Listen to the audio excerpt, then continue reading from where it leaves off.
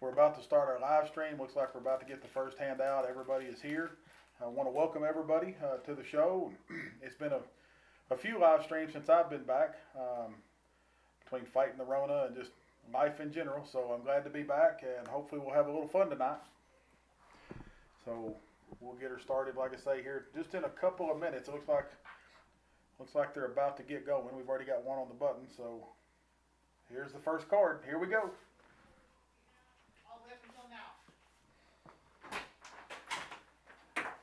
And here comes Charlie. Charlie just walked into the office, so my offset's here, and it ought to be a lot of fun.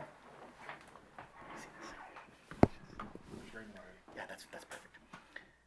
Afternoon, guys. Good evening and good night. Just wanted to say hello to you. This is Chris Carter and Charlie Whittle in the booth. Look at this. This is the first time he's ever seen himself on camera. That's ugly. Don't do that. Get them off there. Let's scare them away. We've added a new option this year. So as we're doing commentary, we can flip over and let you see our beautiful faces. We told you we have radio faces.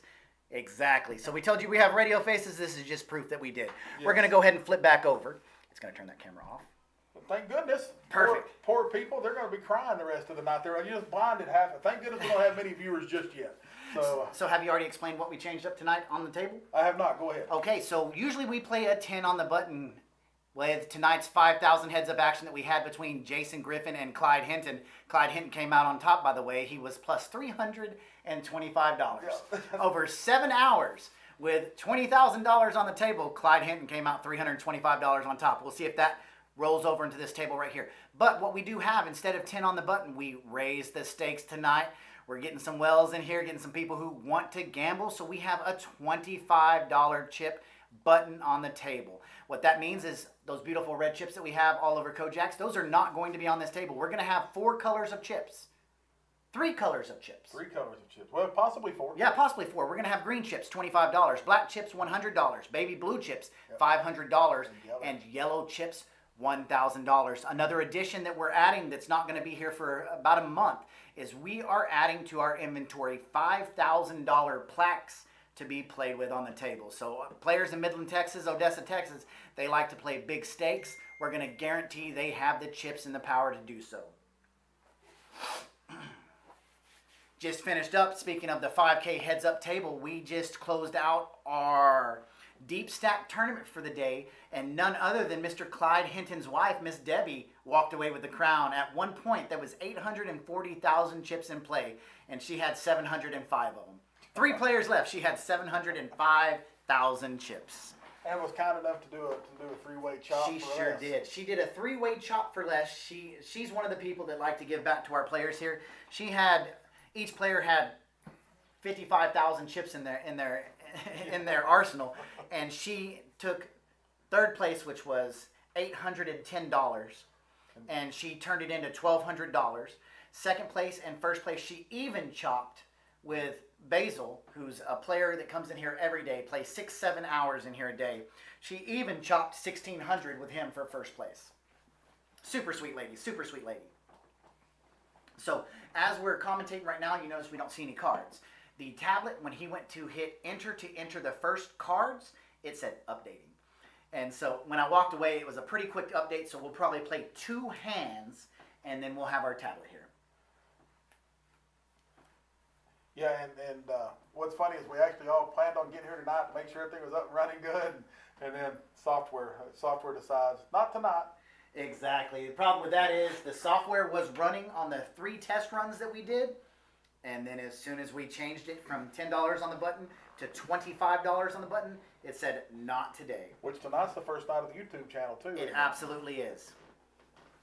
So it could be updating a driver also for that. Are we running on all of them? Yeah, we are running on all of them. Perfect. So here in about 24, 23 minutes, you will start to see the action. We have a live lineup today, and it's a lineup that's promising to be continuous action, nonstop action, so much action that our very own Mr. Chris Carter is next up on the list when the first one busts out. He cannot afford his pocketbook to give up this kind of action. Yeah, but looking at the size of the stacks they bought in, I'm definitely buying in short.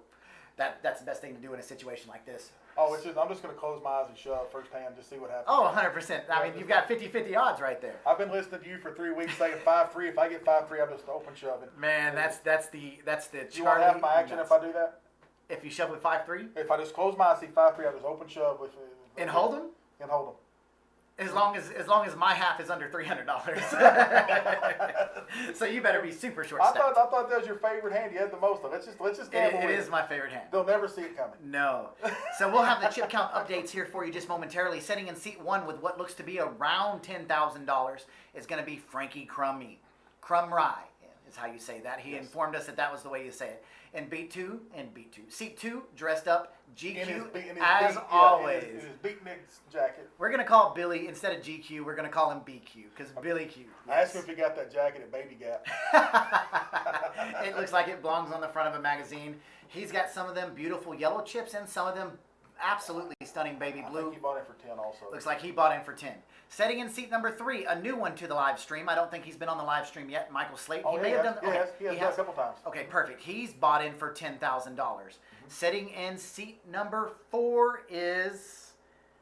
No, I can't. Sergio setting in seat 4. Not sure what his chip stack is. 2,000. He bought it for 2. Perfect. Setting in seat number 5 is going to be Mr. Bo Walker. I don't know what he bought in for. I'll double check their chip stacks here in a minute. And seat number 6 is Mr. Clyde Hinton. He had $10,325 sitting in front of him over at that table, at the heads up table. He sent, I saw him send, I think he sent $2,500 back. Okay, so he's got around 7,000. Sitting in seat number 8 in the baby blue. I don't know which hat he's wearing, but it's Mr. Reagan Rich in number 7. Not sure what he bought in. Okay. Oh yeah, there he is right there in the blue. Is that a Denver hat? Yeah, it's Denver. Okay. Denver Broncos hat. All right, sitting there with the sides of his head bald, the top of his head super tall, and that huge goatee is Mr. Jason Griffin. He was the $325 loser in today's heads-up match with Clyde Hinton. He's probably sitting with around $10,000. And then seat number 9, Daryl Hopkins, who is also a professional bowler, does not bowl anymore, but he's got around $10,000 sitting in front of him. It's a little different game without cards in front of us. It really is. It's hopefully the update gets done fairly quickly. Yeah, I'll be walking out in just a second to ask him what percentage it's on. They were heckling Jason earlier, asking him how he can sit and play. So they started at 3:25 this afternoon, and they played till 7:30. So about 4 hours they played. And Jason on the third hand lost his entire stack to Clyde in a PLO hand, where they both flopped a set and Clyde rivered quads, flopping a smaller set. So Clyde took his whole stack right there. Jason bought back in for 5,000 and fought his way back to almost even. He actually had Clyde down 5,000 at one point. Woo! Clyde rebought for $5,000 and then got it back. Yeah, so it was a back and forth battle. Yeah, at one point Jason had 15 in front of him. Jeez. At that point, I would have said, all right, guys, cash me outside. We're going to pause for just a second because the food lady just walked in. If you just saw a picture of me, I'm ordering something. So we'll be right back.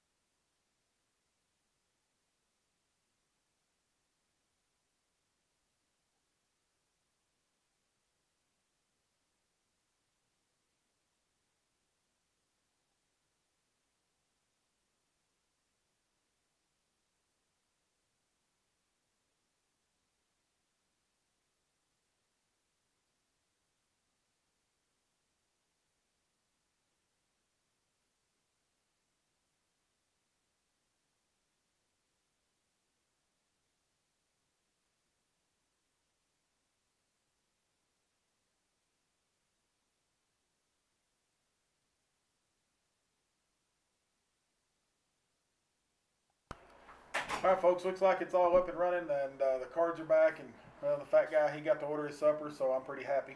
Um, looks like Daryl raises to, well, he's got a boat. Looks like he's got a boat on us. Pretty sure Sergio cannot call right there. I don't see any way that Sergio calls right here. With Daryl sitting there with queens full. I mean, that's for a pretty significant part of his stack, unless the card reader missed a card somehow. But I just don't see. I just don't see how Sergio can call this. I think this might be a little Hollywood.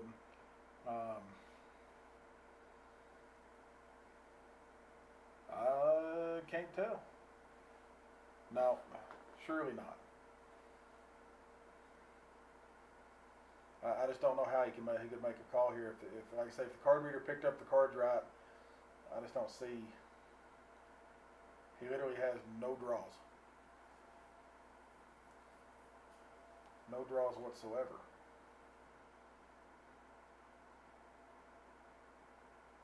Oh, he did. He moved all in on him. I don't understand that. That is.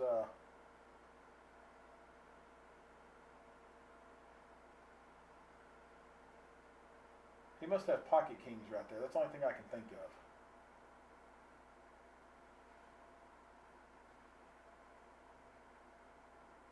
Oh, if he's got pocket kings, it just got really dirty.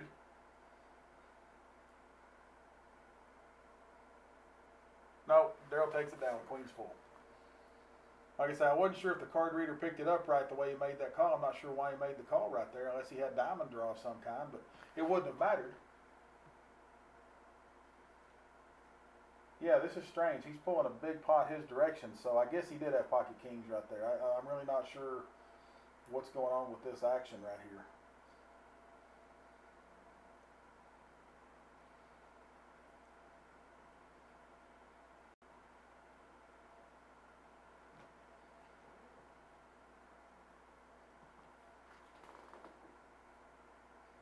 I'll have to get to the bottom of that and find out later. I'll find out what happened in that hand.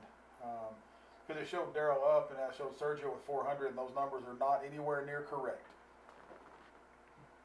It looks like he just almost doubled up right there. So, again, I don't know what. Had to be pocket kings against queens, and he catches that king on the river. Had to be.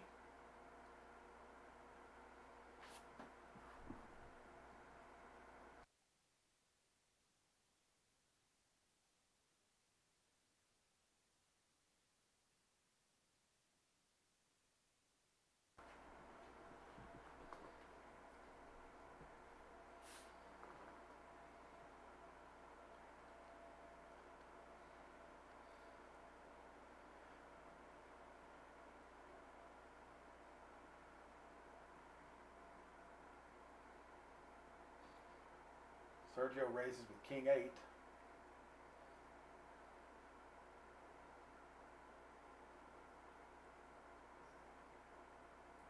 These guys have me kind of confused tonight. They're definitely bringing some action to the table.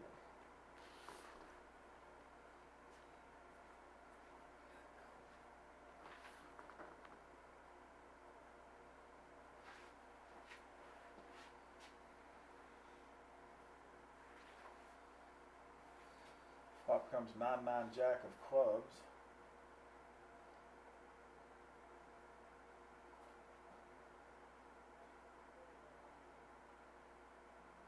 Everybody checked.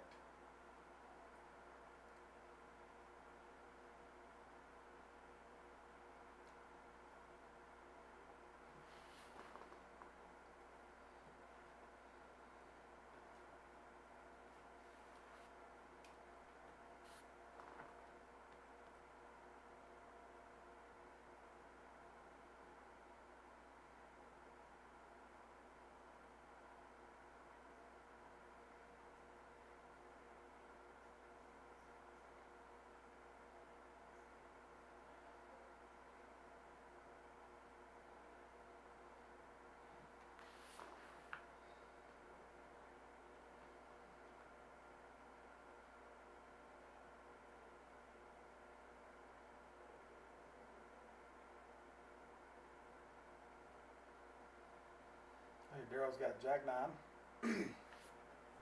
Don't know what Jason has. Frankie has king, queen.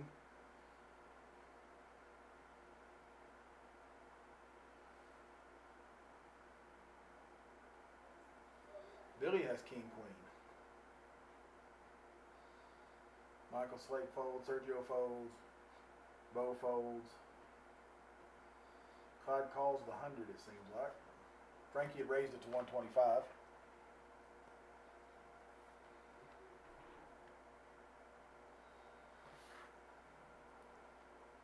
Frankie and Billy pick up top pair.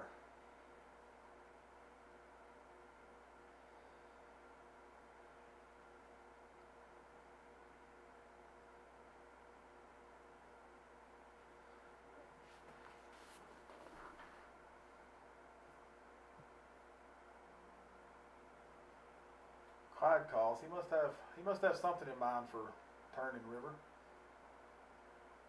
Frankie folded. Clyde picks up a pair of fives.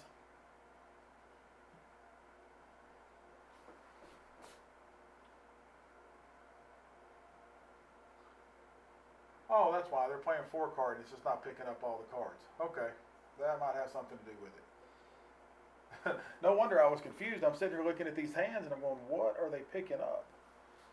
So Billy picks up a $900 pot right there. But yeah, that was really confusing me there for a minute. I'm like, what are these hands they're playing? I didn't realize we had switched to having 4 cards in your hand.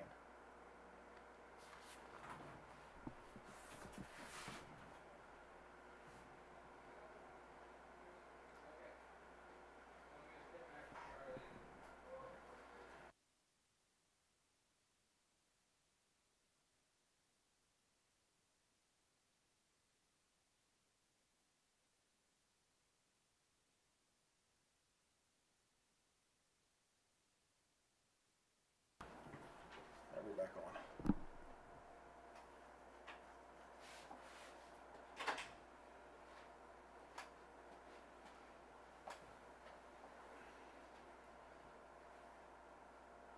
So the reason you're only seeing 2 cards right now, folks, is because they've got to flip a toggle on to see all 4. So we just sent John Reynolds over there to tell our technical director to toggle that so we can see, because that last hand really confused the fire out of me as to what just happened, as well as it probably did you as well. So Don't let him lie to you. Chris is always that confused. no, I was confused with the hand with Sergio and Daryl. Did he have pocket kings? Did Sergio have pocket kings? I didn't see any of that. When I walked by the table, I saw 5 cell phones on the back table. So, being the Nazi that I am, I stood there until everybody gave me any electronics they had in their pockets. So nobody's. Well, it showed Sergio having king 10. The board comes blank, queen 6-6. Daryl has pocket queens. A king falls on the river, and Sergio scoops the pot. And Sergio made an $1,100 call after the turn. Yeah, so it he misread had that some pocket ways. kings. Yeah, Yeah, misread. he had so that. what it was probably set on was probably a PLO hand. No, they were still on hold'em. They were Okay. still on the hold'em, but I just think it misread a card that went by or something like that. But Or it was set on PLO and they only had 2 cards, so it was just reading any card that went in the Yeah. muck as their extra cards. but yeah, it was kind of confusing. I'm like, how did he win that? Daryl had a boat.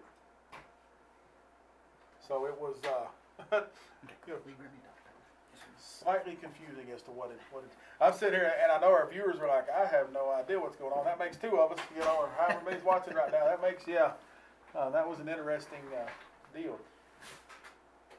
It's finally got the chip counts back to right, because it had had Daryl winning the pot, Sergio dragging the chip, showed Sergio with 400 left in front of him, and Daryl was up 1,800. Hey, that's the way we want to roll here. So we've got all the early glitches out.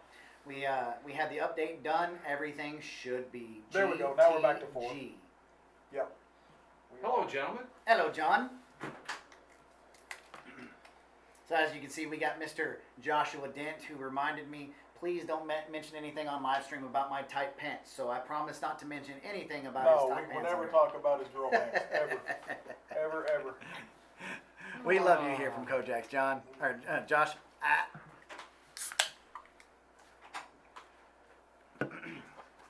Hey, there's a pretty decent starter. Too bad Yeah. the ace isn't suited. Nobody's ace is suited so far. That's why we see him going in the muck, except for Frankie calling the 25. I was gonna say, I don't know what Clyde has, but he's calling. He's got 4 cards in his hand. 4 cards is really hard to fold. No, it's not. No. No, it's not. Uh-oh, Daryl wakes up with pocket kings. Was that correct? Yes, and Jason just potted it. Of course, Frankie's calling with ace king. Ace, king, queen. Yep. Billy might call with that hand right there. That's a good mixed hand of, if you're in the middle of the, it depends on where he is position-wise from the button, but that's a good mix it up that I never see Yeah, coming. buttons on Jason. And Billy's going to fold now. Daryl flops a boat. Frankie's got ace king. Only thing we have to worry about is anybody having pocket tens, because we have not seen any tens go into the muck, and there's 3 hands that we do not see. Clyde does not. A murderous card for Clyde on the turn would be a 9. Yeah, that would be pretty gross.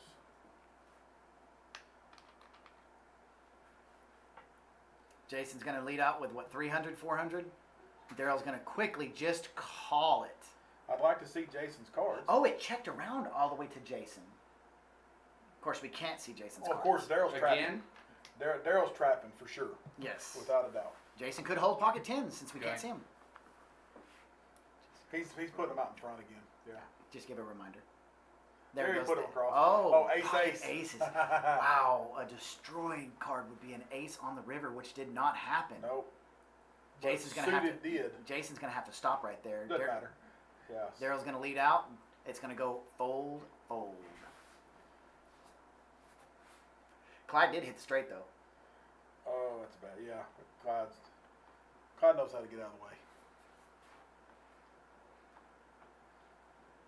He has been playing Jason heads up all day. He So, has been, yeah. so he may have a read or two on Jason that we just don't know about yet. Look at that. Billy's already up to 14-9. Yeah, he picked up a couple big ones. Awesome. Short stack at the tables, Mr. Sergio with 3,400. Clyde's right behind him. But he's up. Sergio bought in for 2. Very nice. I like That to was see everybody's chip stack. That was the pot I was telling you about that was so confusing. Didn't know, it shows Daryl dragging the chips and Sergio with 400. Then all of a sudden, that was the pot I was talking about. And as Charlie said, we got some early glitches. It was, yeah, a glitch thing, but yeah, it was, when you're sitting here trying to call it, it was like, I don't know what just happened, but shows Daryl winning, but Sergio's dragging, so obviously Sergio won. Yes.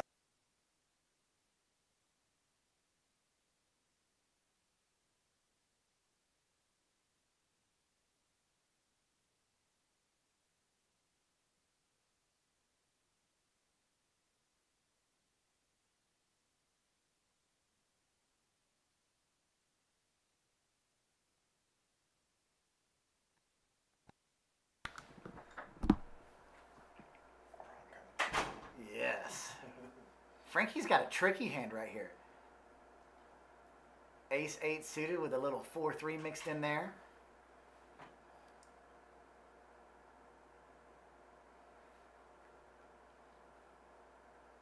We're not going to see much action on this board unless somebody's got a 5 in their hand, pocket jacks. Yeah, or even pocket 8s. Something that might be.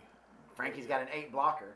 Yeah. So he's going to bet that 8 blocker. Reagan's going to instant call it with a 5 on the river. Uh-oh. So Frankie's got, Now, pocket anything is going to yes, have a Frankie's got Ace-8, 5-5-5 for his hand right now. His hand got really ugly quickly. Not that it was ever really pretty. So but- Frankie bet 500. Reagan calls the 500. Any pocket pair will win it. So he sees that he doesn't. So Ace-9 wins if Reagan's got Ace-9. Yes. Yeah. So it looks like he did have anything from pocket 2s all the way up to Ace-9. He had pocket kings. He had It an showed- yeah. Ace-King would have won by itself. Yeah. Yeah, he didn't need the pocket pair. He just needed the ace king. Reagan's up. 18. Reagan's almost at $12,000. Force to be reckoned with that's been silent so far is that gentleman sitting right there in that white t-shirt. Speaking of that gentleman in the white t-shirt, he just bought an Israeli military issued Desert Eagle. 50 caliber. Pretty awesome. That's going to tear someone's arm off. He said it was going in the gun safe, never to be shot. It's collector's Oh, item. that's so bad. I want to shoot that gun. Flipping over to Hold'em here. Something, I don't know, where Yeah, we're on Hold'em. It just had two people's hands. Oh, big round chip that says Hold'em. Lets us know.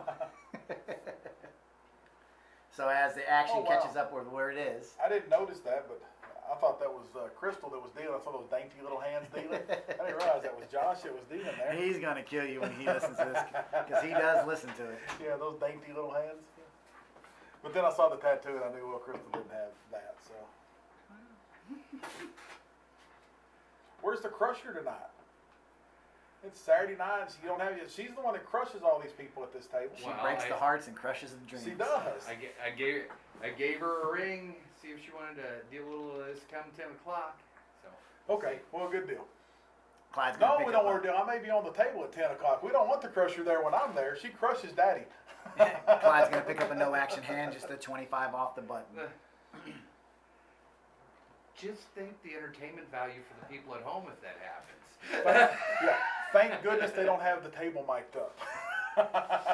We've talked about it, but Yeah. there are more cuss words than other words said at that table, so we would have to have a beeper and just hold the buzzing down. You know what's funny is I used to run a game on Wednesday nights with a bunch of guys, and we shared a parking lot with a church, a Baptist church there in Odessa, and I used to joke that there was more praying went on in our room than went on next door. You know? In the poker world, that does happen. Mhm. One time is a prayer. We ran on Wednesday nights and Saturday nights, so if you played through the nights, you know, we had to have the cars out of the parking lot by Sunday morning, and yeah, that used to be the big joke, was there was more praying going on in our building than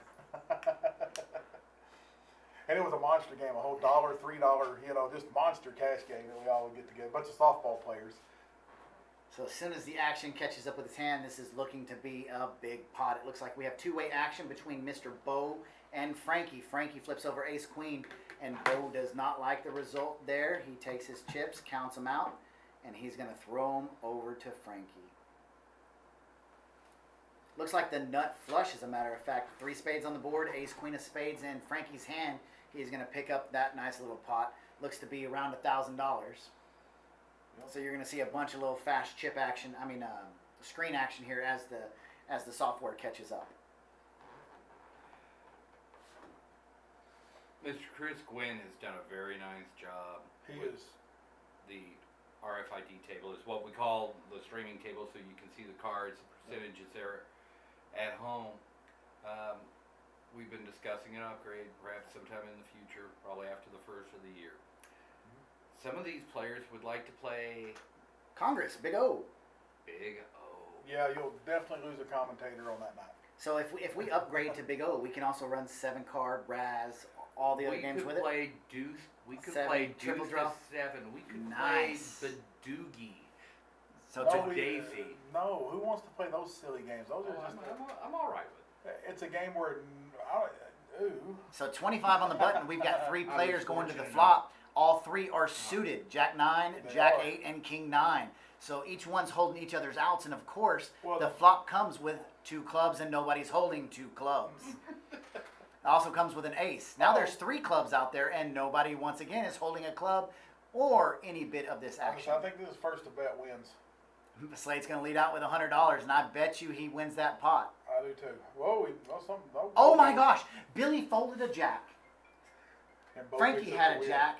Bo had a jack. Bo was chasing clubs. He's going to call with the jack. He sure is. The I case, believe he has an the ace. case jack came out on the river. You can tell where I'm at. Yep. Yeah, Bo didn't believe in that ace. Good call by Bo. That was a really good call. So one thing we'll see a lot of tonight is we're going to see a lot of action raises with people bluffing. Every person sitting at that table is capable of performing a bluff. Not so sure. We've always said that Sergio's not so strong in both the games, but I'm thinking he's here each week. He's not scared. He's putting money on the table and he's winning money. Last week he won. This week he's already up. So he's already proved that he's not scared of the action. And when we told him tonight we were switching over to 25 on the button, he said, "Here's my red chips. Change them to green." Yeah. He's not scared. We've got the basil. Bo's got the basil. He's under the gun. He's going to call the 25. Clyde with them wired 9s, as Mr. Jack Keene calls them wired. He's going to raise to 100. Daryl's got that 8-7 offsuit. He's going to call. Billy's got the ace-9 suited. He's going to call. Slate wakes up with a monster. He wakes up with ace-king. He's going to say Not for 100 today. We're going to raise it to at least 350, so he 3-bets it. Sergio wakes up with a monster. He's got wired 10s. Yeah, but those wire 10s shrink up a little bit, so we just bet 350 in front of you. And then you have 3 callers of 100. Yeah. Yeah, you had somebody raise to 100, then 2 other callers behind, then a guy makes it 350 over the top. Your 10s look awfully small at that point. So we know at this point Clyde has 1 out. Yes. We know at this point that Sergio has 1 out. Yeah. And that's why you see the percentage of Slate's the favorite. And those 9 and the 10s gone severely affect Daryl's straight draws. Yes. Because that's the 9s and the 10s gone. Yeah. I'm pretty sure Clyde's going to call. Clyde has to call. I mean, he is ahead, but I don't think of course he has no idea how thin his lead is. And Daryl, had he been able to see these cards that are out, he wouldn't make this call. Yeah. But Daryl's also liking to gamble tonight. We see that. He is. He's putting chips in the pot, and he's not afraid. So out on the flop, we see King, Jack, 4. So Slate flops the best of it. Man, that Jack 10 wouldn't have been any good either. Mm-mm. So we're gonna see Slate bet probably around $500 because there's what $1,500 in the pot. Yeah. So he's gonna at least bet third pot. Well, he's grabbing a green chip to make it odd. 600 is what it looks like. Yes, right on the dot, 600. Yeah. Hey, the Crusher and her mama. I would love to see Walk in. Daryl re-raise right here, but it's gonna go fold.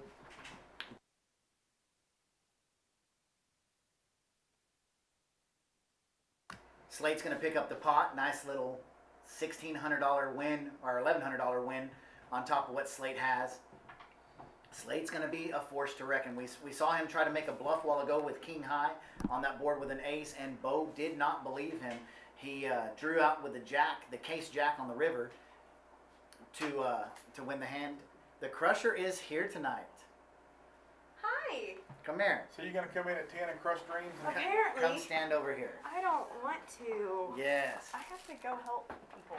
You have to go help people. Did y'all have your little Christmas party in We July? did. So we have this wonderful option that we can now go like this, There's and the the Crusher. viewers No. can see us tonight. So I don't. Y'all So- y'all should have given me a warning. we wanted you to see how But thanks, I'm in amazing heels she even. looks. Yes, she's in heels even. So this is the Crusher. She's 5 foot of just 5'1". 5'1" of just fury and meanness. Don't mess with her because she will mess you up. She breaks hearts and crushes dreams. We're gonna flip back over so you guys can see the action tonight.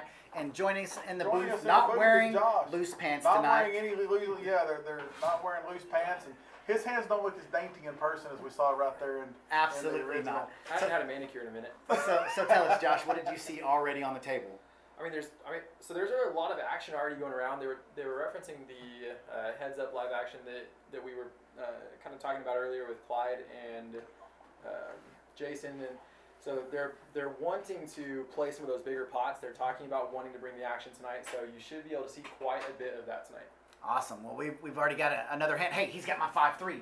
He calls the $50 raise. I'm rooting for 5-3 this hand. Of course you're rooting for 5. But unfortunately, it's up against Daryl's queens, Frankie's suited Jack 9, Billy's King Jack, and does anybody have an ace? Nobody has an ace that's in this They hand. did not. Jack 9 is in the second place. Oh, now the King Jack, Kojak has the Broadway draw, but the 5-3 has picked up the flush draw. Look who just walked in, the Crusher's mother. Uh-oh. Say hello, trouble. Crusher's mother. Come here, Crusher's mother. So the 5-3 has the flush draw, and it folds going to the river. We've got 10-8 versus queens. 7. Oh, there's the 3 on the river. Wouldn't help much. So Daryl's gonna pick up this pot. Let's see if Slate can pull out a bluff. A bluff here, that ace would scare him. Hello, Crusher Senior.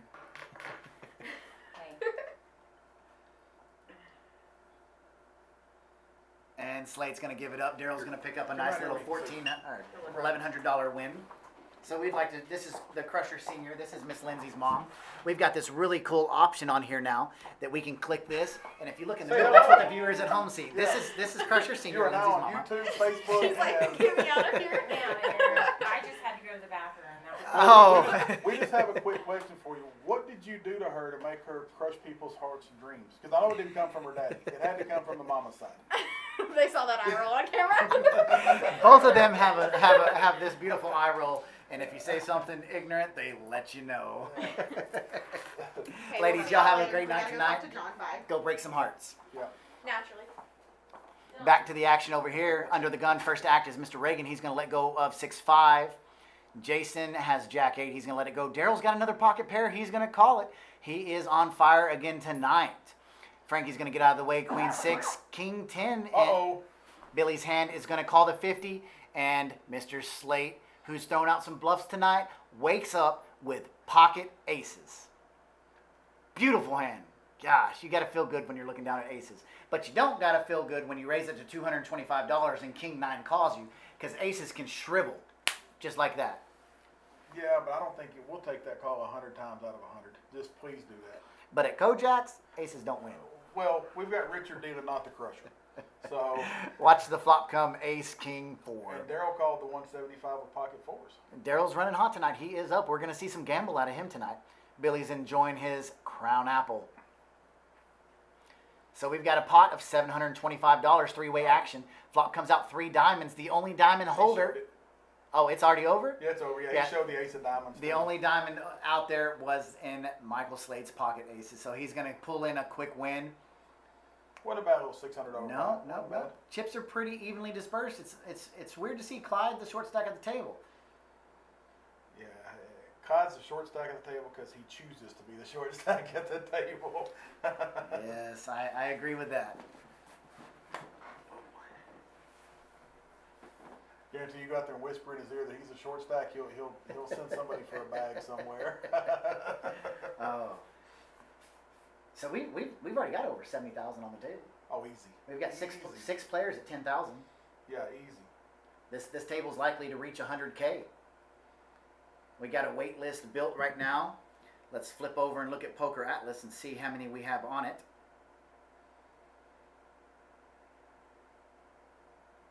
Oh, I find myself watching the Hold'em hand saying, "Come on, PLO." Man, Reagan's got a monster. Ace 10 suited. I do like Billy's raise with 5 deuce though. They're not going to put him on that at all. No, you'll never see that one coming. Ever. So we have 2 people right now on the list. First on the list up is our very own Mr. Chris Carter sitting in the booth. Second one is Mr. Ronald Mann. He goes by Ron. He is becoming a force to reckon with in our round of each tournaments, continuously finishing up top. Wow, look at that flop. Reagan's got almost the full wrap. He's got the flush draw and the spades. Opening, yeah. And straight draw. Well, the flush draw and the spades is kind of the same thing. Yeah. Yeah. 'Cause he's opening. He Oh, hits it. He hits his flush. Ding, ding, ding. So all we have to worry about now, we haven't seen Clyde's cards. His reader is a little bit to the left of where we're seeing right there, but he could have a pocket pair, and he could hit the boat if it pairs. Clyde makes the call, and the pair does not get there, but the straight gets there. Clyde leads out all in. Reagan's gonna snap call. Snap call. Clyde's got the smaller flush. Oh, that's brutal. That's brutal. So your seat may be open, Mr. Carter. As Clyde turns around, he may be getting up for the night.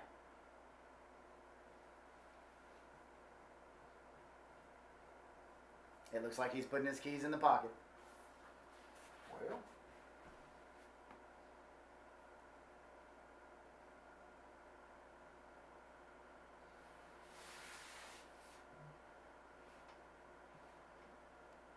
It looks like he's done.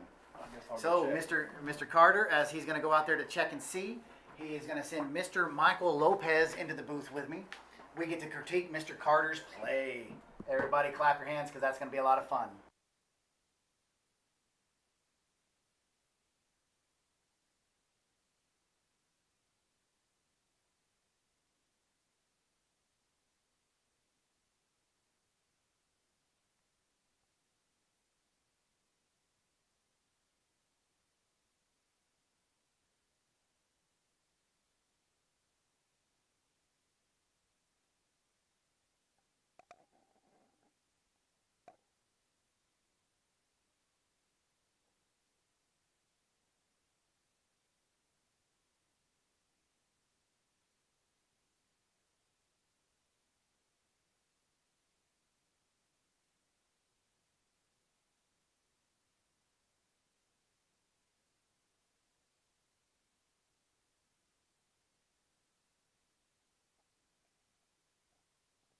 Popping up in our chat right here, Mr. Don Warren. He is a fellow professional bowler. Got many tournament wins under his belt. Welcome to the club, Mr. Don. So we are still on Hold'em here.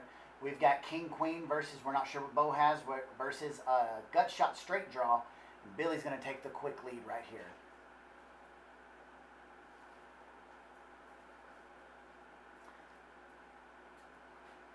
So good card for Jason. Jason's looking for that 7. He's got 3 outs to hit. Billy's going to bet out. I'm not sure that Bo can call right there, but Bo does make the call.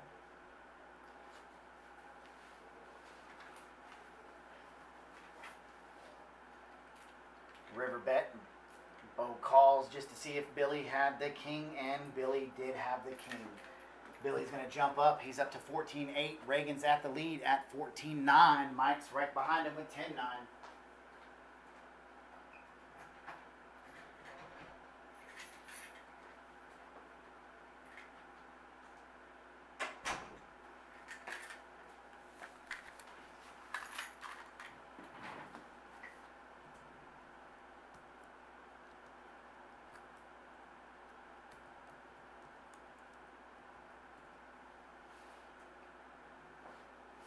So we are, looks like maybe this might be the next to last hand of Hold'em right here.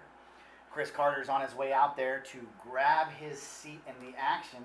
Hey, Ricky P, ladies and gentlemen, that is Ricky P. I don't know if y'all know him. If you've come to Kojaks and play, you will recognize him instantly with his enthusiastic "what it is" every time. I wish I could mimic him exactly. Every time he walks in, he screams "what it is." That is Ricky P. So still on Hold'em right here. Looks like everybody that we see so far has a playable hand. Looks like we do have maybe a straddle. Daryl's going to be on the button.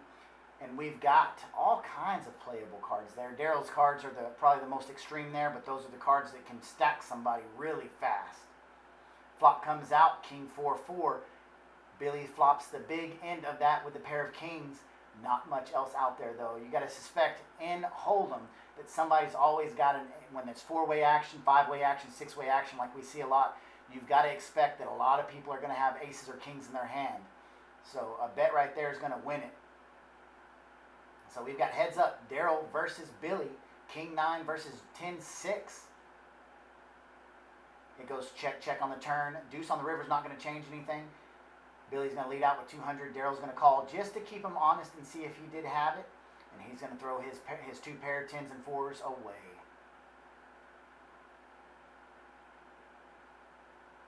Billy's got 20. Billy and Reagan both have close to 20% of the chips in play. Slade's got 14, Frankie 13, Jason 12, Daryl 11.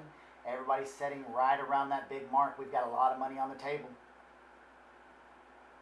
We've got a 5 on the button table going strong too up here at Kojaks. Tomorrow we do have the Bounty Tournament. It is a $200 buy-in tomorrow. 200 gets you 15,000 in chips. Early bird gets you 5,000, and dealer appreciation of $20 gets you 5,000 more. So it's possible to start off with 25,000 chips. You do have a $50 bounty chip that will be in play. If you're all in and you lose, you do have to give up one of your bounty chips. No matter if you have 10 bounty chips or 1 bounty chip, you do have to give it up. 1. Yes. Joining us in the booth for momentarily until Mike can get here is Mr. John Reynolds. Hello. So it looks like they're playing maybe a round of straddles. We've seen a straddle almost every single hand. 25 on the button, $50 straddles. So we are going to be flipping over to pot limit Omaha. So that drastically changes the opening pot bet. Without the straddle, the opening pot bet is $75. Now that the straddle is out, it is going to be $175 opening pot bet. So that can quickly eliminate, if the first person to say pot, that can quickly eliminate the rest of the field getting in there with little cards. However, we are at Kojaks where people like to gamble, so $175 is not going to drive many people away when almost everyone is sitting with 10,000 or more. When we originally did our cash rules and I came over from Houston, we talked about doing the Houston Smoke on our pot limit games, being able to go 5x. But the action is plentiful here. Yeah, it doesn't need a little juice like it does Midland, back Texas, in and Houston H-Town. are not comparable when it comes to the action. Houston may have more tables going, but we guarantee you we have bigger action at Kojak. So Amen to that. Billy with a straddle has king 6 of hearts, 6-4 diamonds, so he's double suited and paired. Bo's going to make the straddle call. Jason's going to get out of there. Daryl's out of there. Frankie will probably call this. And I can see Billy raising here, but he's not going to do it. So we've got three-way action going to the flop.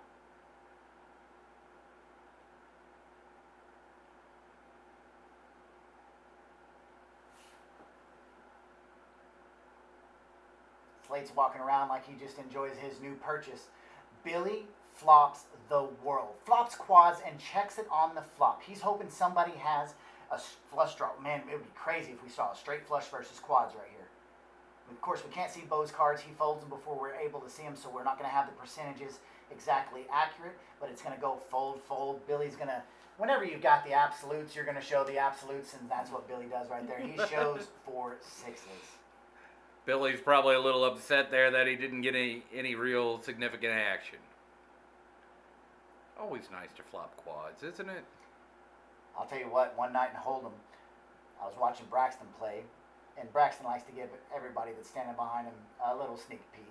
Sweat with what we call it here of his hand. He showed me ace queen of hearts. The flop comes king of hearts, jack of hearts, 10 of hearts. He flopped the royal flush, and 5-way action. People bet into him the whole way. It was a shame that he only had about $400 in his stack because he took 400 from all 5 people. So our second hand this round of Pot Limit Omaha. Just want to say welcome to all people we have watching tonight. We've got quite a crowd out there. How's our YouTube following doing? It's there. It's there. First night on YouTube.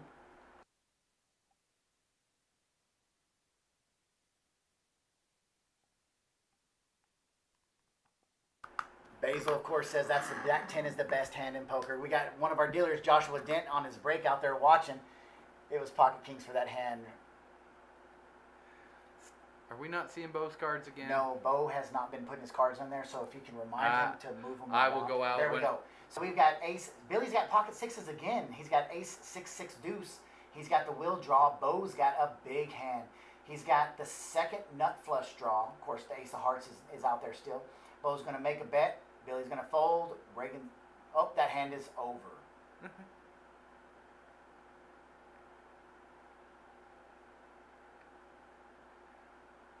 So now we're back to the correct hand. Bo does have king, queen. He's got the flush draw in his hand. We saw his cards momentarily a while ago. And Bo's going to pick up that pot. He hits the king on the turn to give him a set of kings.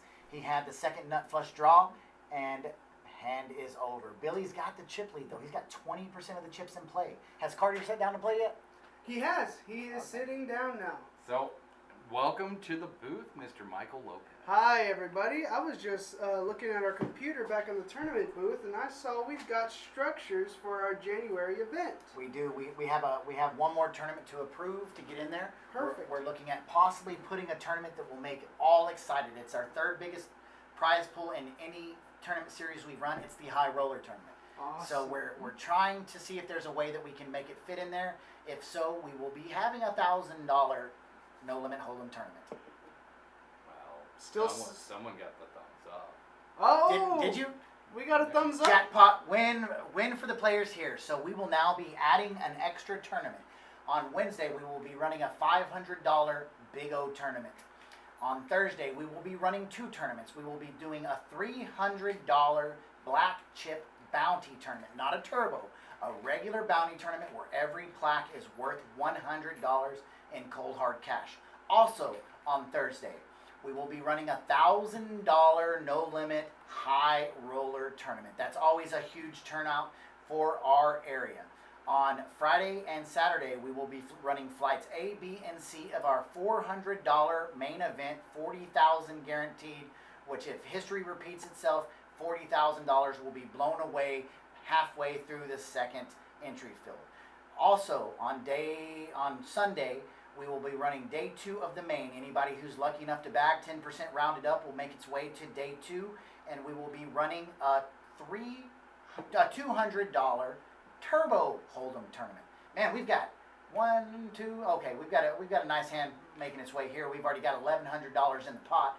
We've got pocket jacks, Jack 10 suited with a deuce in there. We've got Ace 6 7 with the nut heart draw, but no hearts on the board. We're heads up. Jason's got the open-ended straight draw. Reagan's got the bigger open-ended straight draw with a pocket pair. Reagan's going to lead out and bet. It looks like $800, and Jason's going to give it up. He's not going to chase anything. He's going to know he's a little bit behind right there. Are y'all leaving? I am sending you back Michael. I'm gonna go. You gonna tap check on the Chris floor? out, Okay. And Chris, Gwen will come back here. You'll have Chris for a little bit.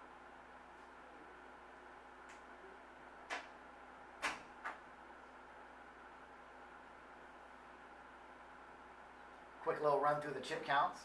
Jason's not stacking his mammoth towers tonight. He has an even wall built, and he's stacking on top, and I suspect he'll do it that way until he gets chips.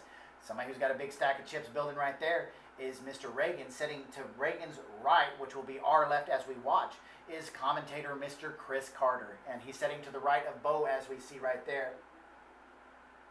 He said he was going to buy in light. Let's see what he bought in with. If he once action gets on him, we'll be able to see how many chips he's got effectively.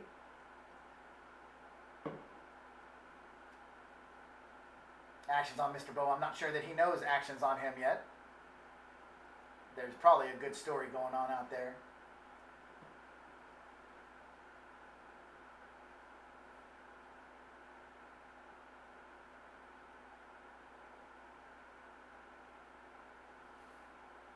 So he throws one chip out there for, no, he's got, he straddled. He straddled to 50.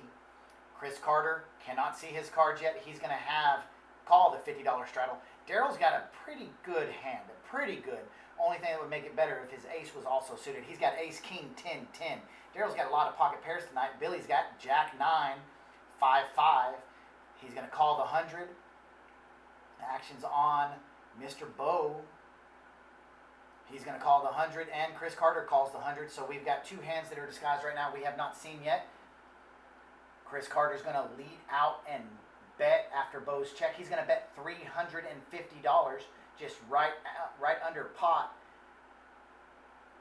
Daryl's got a big hand, but he's got to suspect that Mr. Carter's got the flush draw. So I see him calling right here because there's those two flush cards. They're suited and connected, so there could be straight draws, flush draws, all kinds of stuff. And there's one more ace out. So he can't flop a set of aces, but he could have a set of eights and a set of sixes in his hand. Whenever Chris has a strong hand, he's got a stern face, and he just looks straight forward. Daryl's going to smell foul here, and he's going to throw away his ace, king, 10, 10. Action's on Billy. Billy's going to let it go. Bo's going to search through his cards, and he's got them, and he shows them face up. That's why Daryl couldn't get a king. Bo held two of them. So Mr. Carter's not going to show his cards, and he's going to win the pot. We'll have to get on to him about reading his cards.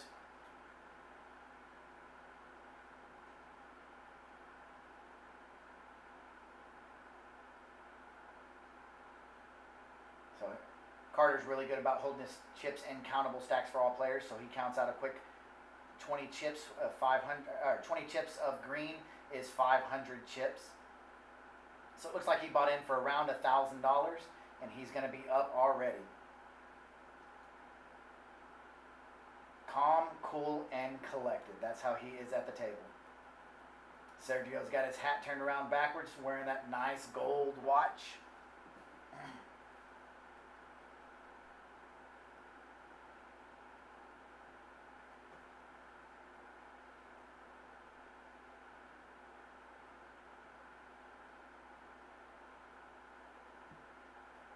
So it does look like we're not doing a mandatory straddle, because Chris is under the gun and he lets go of his cards quickly without us seeing them.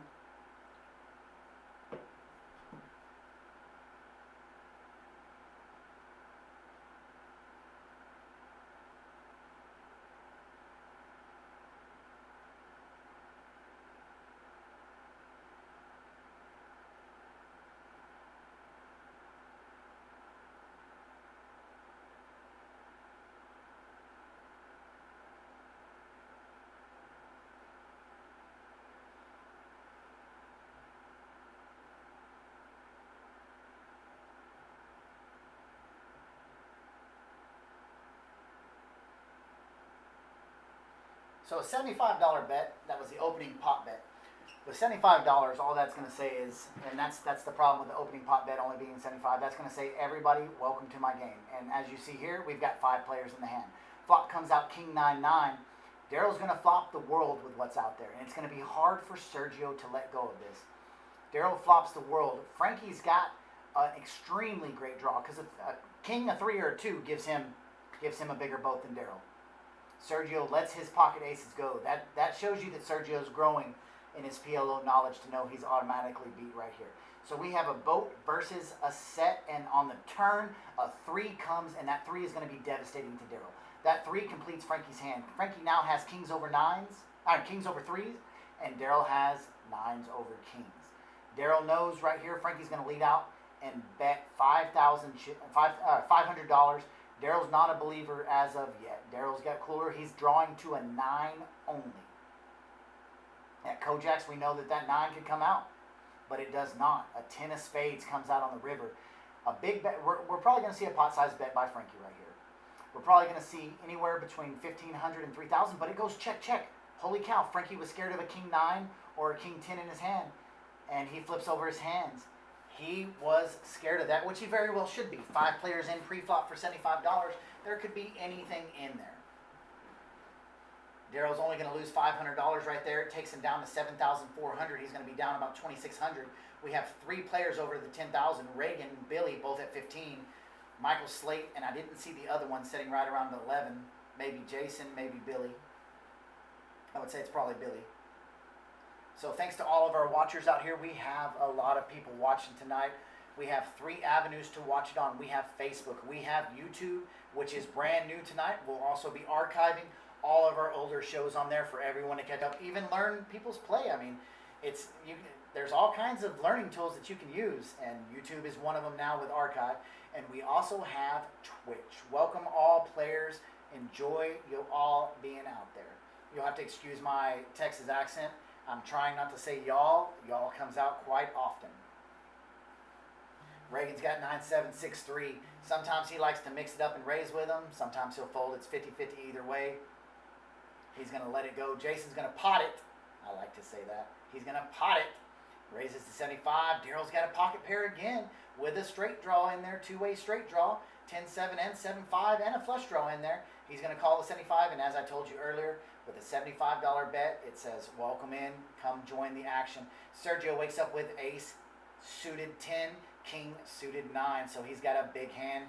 He's going to say, no 75 in my house. I'm going to raise it on up. I'm going to 3-bet it to 175. We've got Bo, Jason, and Daryl calling. And Frankie calls. So we've got 5-way action to the flop. Flop comes out. Ace, Jack, 8. So Jason flops 3 pair. Daryl flops not much of that action. Sergio flops not much of that action. He does have the open-ended straight draw to the queen. Bo's got the Broadway draw with backdoor diamonds. Man, there's all kinds of stuff that can come out on the turn here, but Jason's going to say if you're going to get to the turn, it's going to cost you $350. Pot is now sitting at $1,300. Sergio makes the call. Bo is thinking about it.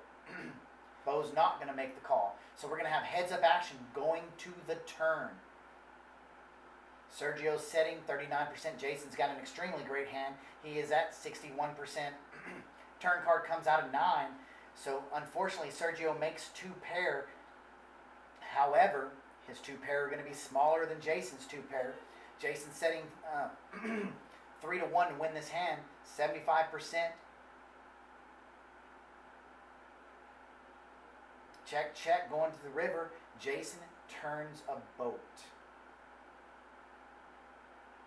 Turns a boat. Sergio is dead in the water. He's going to know it. Jason's going to bet a ton. $700 bet.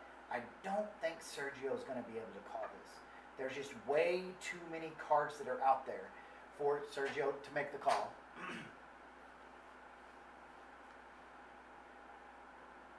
And he does not make the call. Jason's going to pick up a $2,300 pot, $1,100 profit. He likes pulling in them pots. Now his chip stacks, as you can see, it's already changed a little bit. They're going to start growing up in height.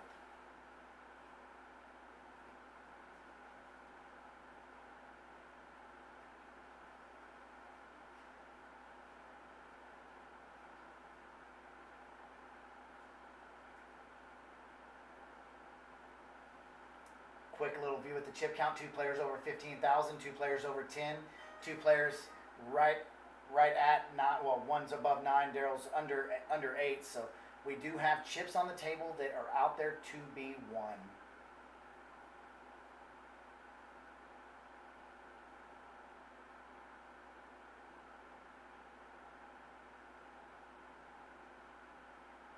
We've got this hand and 2 more hands of Pot Limit Omaha before we flip over to Hold'em. Thank you, Jason, for showing your cards. Appreciate that. He rubs them over the reader, doesn't like them at all, and he's going to chunk them in the muck. I see Frankie calling here. Frankie's got my loved 5-3 hand, but he's also got another 5 and deuce to go with it.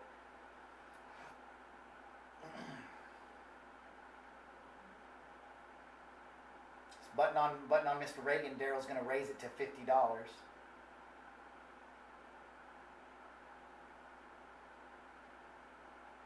Sergio once again has ace, king, queen. Man, he's picking up some big hands.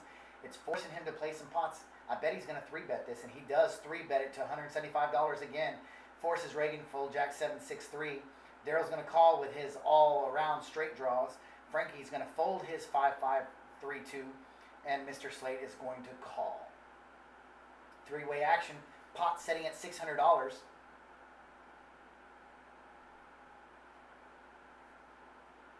Whew, what a flop. Trips for Sergio. Not much for Daryl. Broadway draws all around. An ace, a king, or a jack gives Slate the Broadway draw. The only problem is if it's an ace or a king, it's going to complete Sergio's hand of a full house. So Daryl's going to be out of this hand. Not much he can do here. He knows Daryl's been around the game long enough. He knows that if Sergio's betting right there that he's got a queen.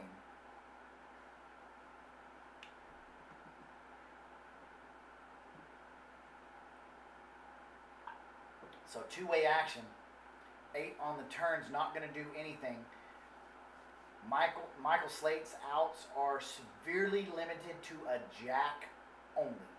I don't know if he knows that because he's first act and he's throwing out chips. He's throwing out 3 black chips and a green chip. That's going to be $325. So this kind of has to scare Sergio right here. He's going to make the call, but that's got to make him think. He's got jack 9 in his hand or queen 10. So we'll see what happens here. We got $1,600 in the pot. River card comes out of 9. That is jackpot for Michael Slate. That gives him the straight draw to the king, and he's going to throw out around $400, $325. Sergio's not going to be able to give this up. He's going to make the call. He throws his cards out. He thinks his queen's good, but he knows deep down that it's beat by the straight. Slate did not know how slim he was drawing right there. He was drawing to 3 jacks or 2 9s, and he hit the 9. And you're not going to see a complaint come from him as he stacks up these chips.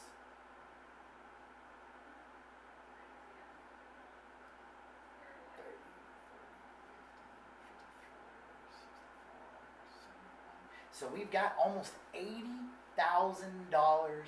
in cash sitting on this table. Well, it's not cash, it's in the form of poker chips. But once those poker chips are taken off the table, they can be flipped over to cash. We've got $80,000 sitting on that table up for grabs. If you're not on that wait list, get yourself on that wait list. So we're making a quick little dealer change. Mr. Richard is coming out of there, and we've got Miss Crystal going in.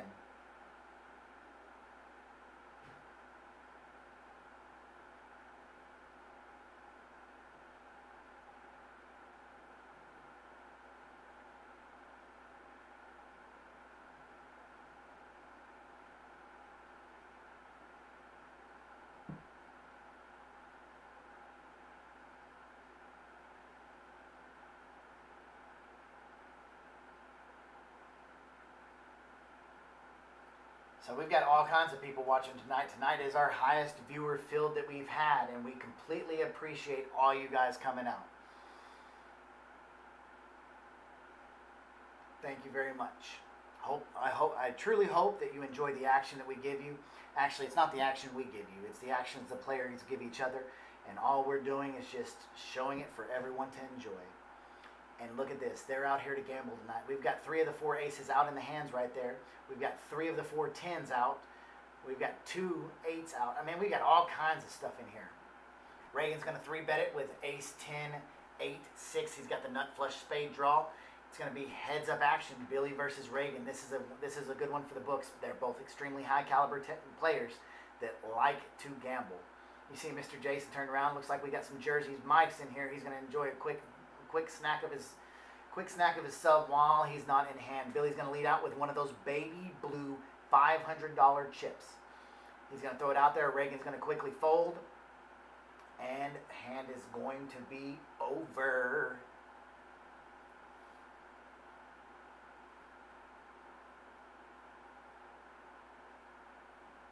Billy's increasing his chip lead with that win right there. He goes ahead of Reagan for the chip lead. Reagan's got him some new spectacles on. I do like those clear frames. They are super sharp.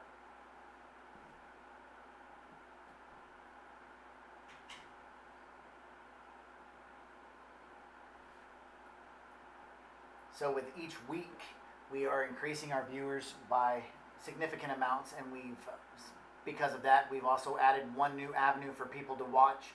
We're now on YouTube. We also are archiving our shows, and we're talking about adding another day into our live stream. And this other day, since the Saturday Night Live at Kojak's has now flipped over to a round of each tournament. I mean, not tournament, but round of each cash game. We're talking about adding a Friday night at Kojak's, and on that night doing a Hold'em only table. That way, we kind of eliminate some players that like to play Hold'em when we add the aspect of the 4 cards in there. Likewise, when we do Hold'em, it's kind of an action stopper, and this is a way to get it back in here. Got a decent pot building right here. We've got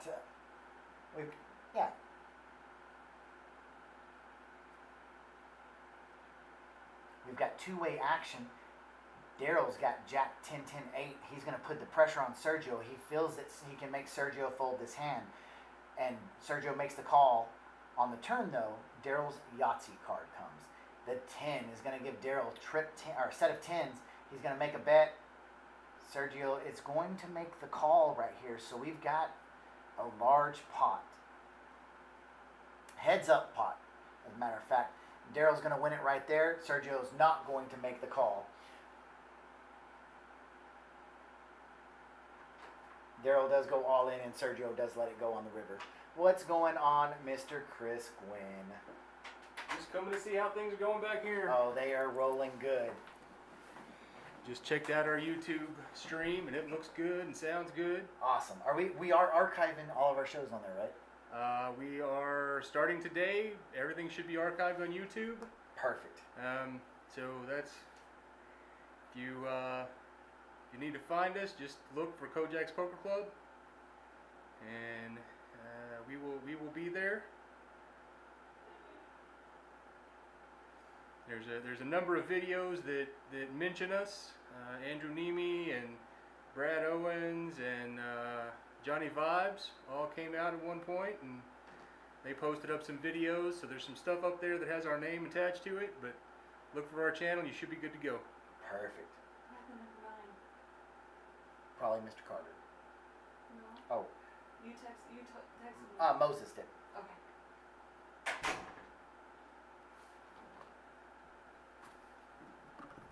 Gonna take a real quick recession here.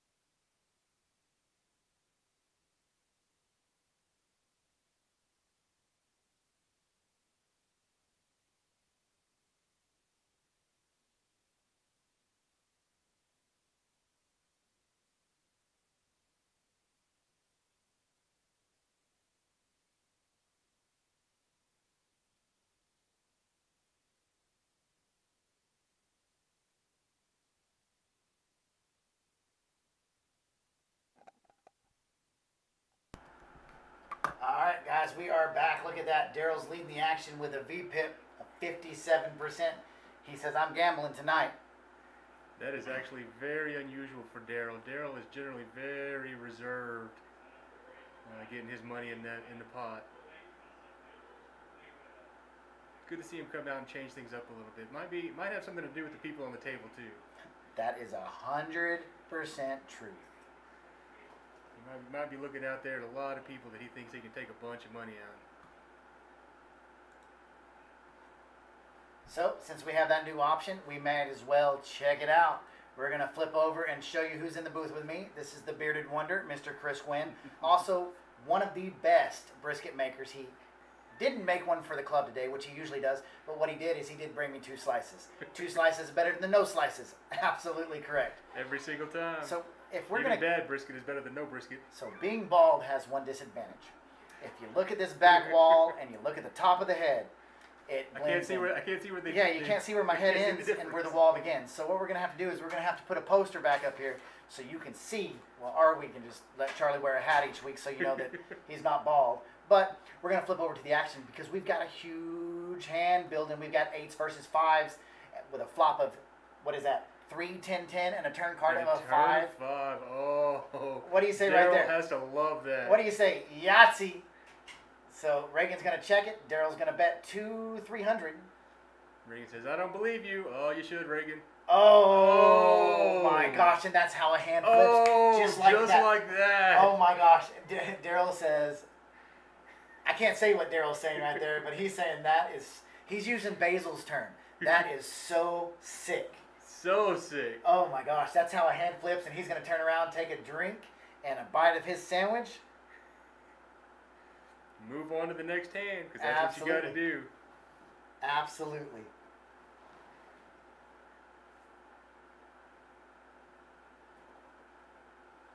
So Reagan goes, my gosh. He didn't realize how dead he was. He did not. He was down to 2 8s or 10. Yep. Or 2 10s. 2 8s and 2 10s. And that was it. Oh, and that was a terrible card for Daryl. That was a beautiful card for Reagan, though. Beautiful card for Reagan. To be fair right there, that was terrible for Daryl, but beautiful for Reagan.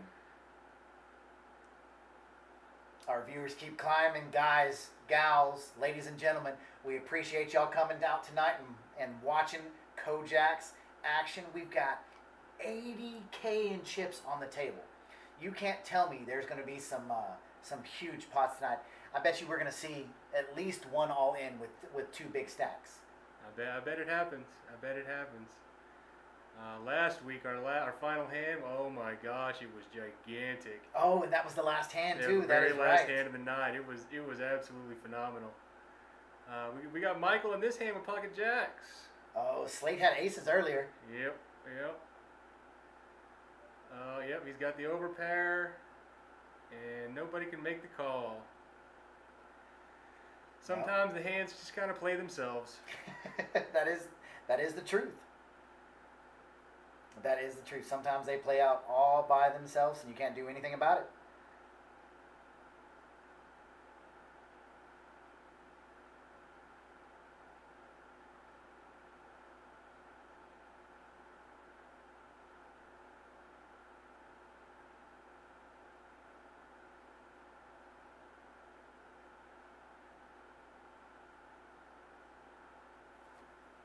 So with that software update, was it just a basic software update, or did it allow us to do anything new?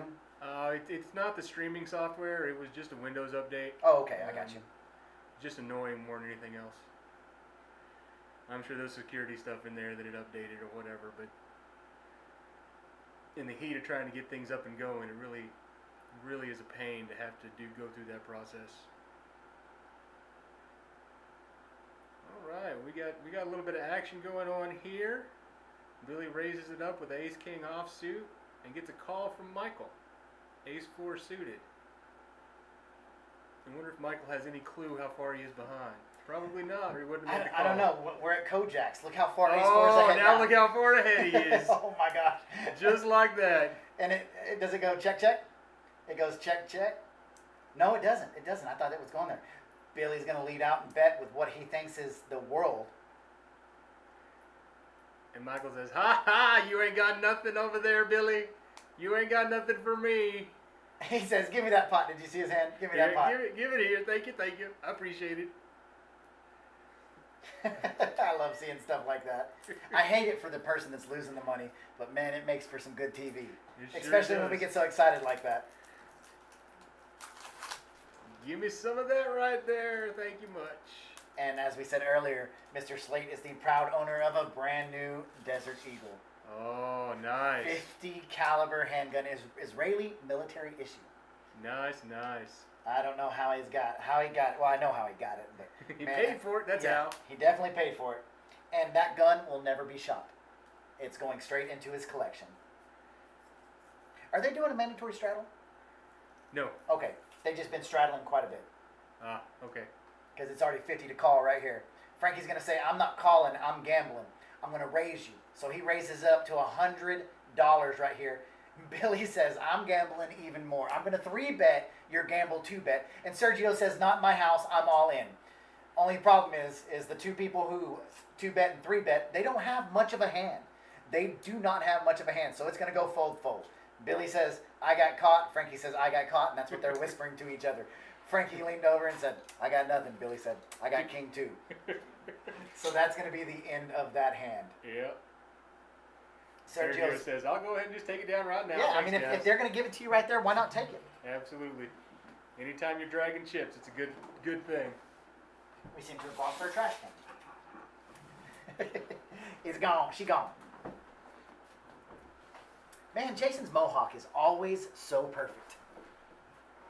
I don't know how much hair product he uses, but it must be a lot. I'll tell you this, he came in yesterday, and I guess he had just woken up, but the top of his mohawk was, and I don't know if he knew this, and you don't ever say anything that could be embarrassing to someone, but he wouldn't give a dang. Top of his mohawk was perfect, but the rest of it was like parted down the middle and coming down the side of his head. And so he just came in to say hi, check out, make sure his seat was there tonight.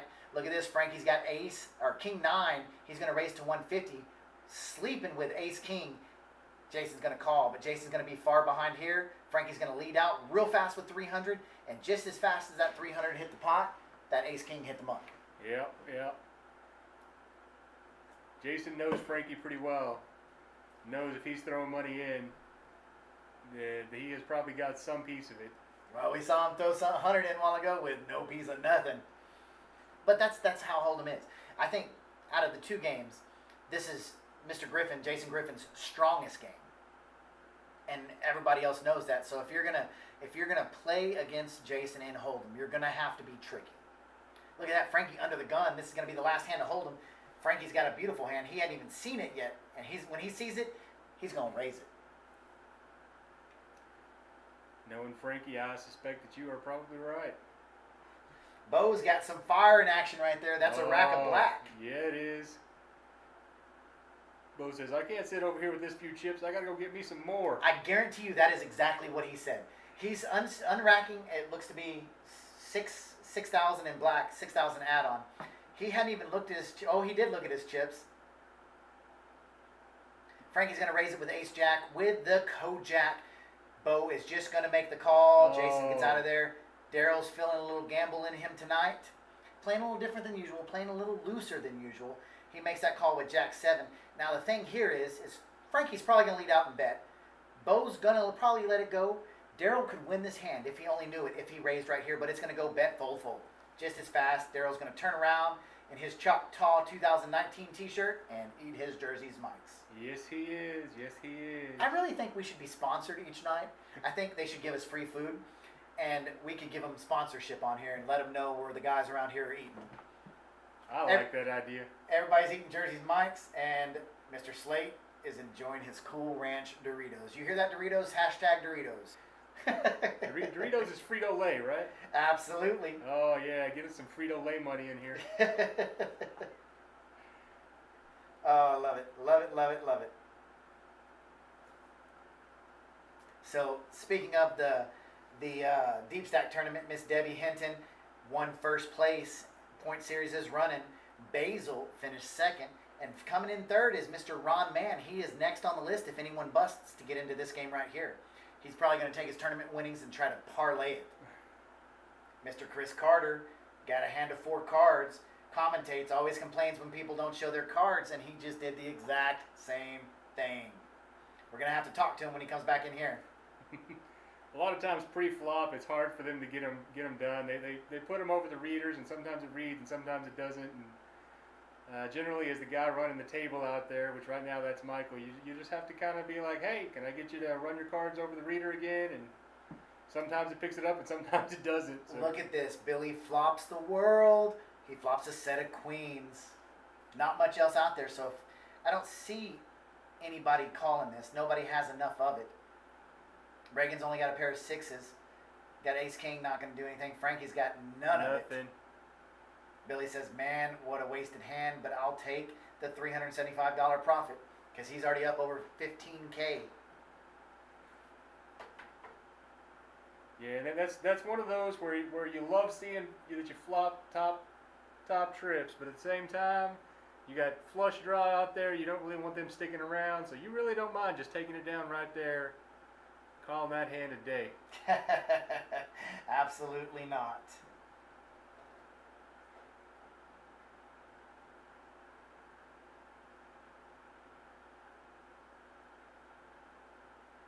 Could also be a straight draw out there. There's all kinds of stuff that could be. Be an inside straight draw. I'm probably not going to get anybody calling you there, but it's possible. Hey, did you hear Conor McGregor? I thought he was retired. He's going to fight again. Really? Yeah, he's scheduling to fight. Cause of course, you know, every one of those fights, they make multi-millions of dollars. Oh, yeah. So, I don't know. Man, I'll go in there and let him beat the tar out of me for multi-million dollars. Probably lose my life. Yeah, just go in and tap out. Take your money and run. Hey, would you do me a favor and go whisper to Chris Carter? Maybe he doesn't know where the reader is. All right. Yeah, if you don't mind, just whisper in his ear. We haven't seen any of his hands. Wait until he's out of this hand, though. Hey, we got a pretty good hand right here. Let's wait till this hand's over. We've got raise straddle to 50. We got a raise to 125. So we're probably going to have almost everybody call this.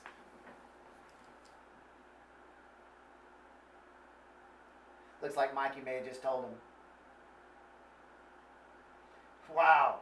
Billy has Yahtzee. Oh no, man, that's the only... Well, yeah, he still has Yahtzee unless somebody has King 8.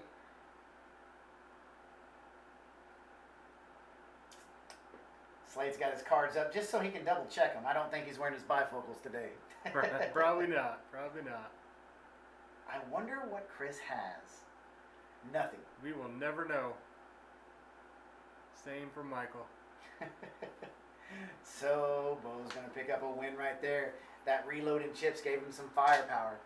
I think Carter's reader is not on his circle, and he keeps putting him on his circle. So if you'll let him know, the felt has moved a little bit. All right. Mr. Slade, after that one's going to throw his chips away and come back. Sometimes a little juju walk around the table will give you some luck for the next hand, and that's just what we're looking for.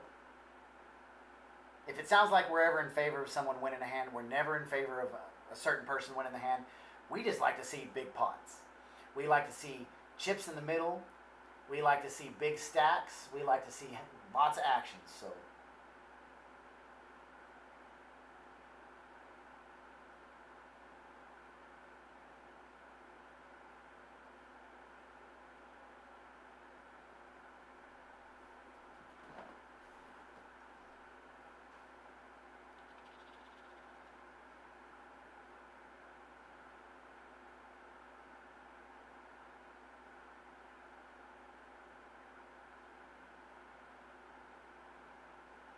Jason's not there at the table. Reagan's going to raise it up with his king 10, 10, 7.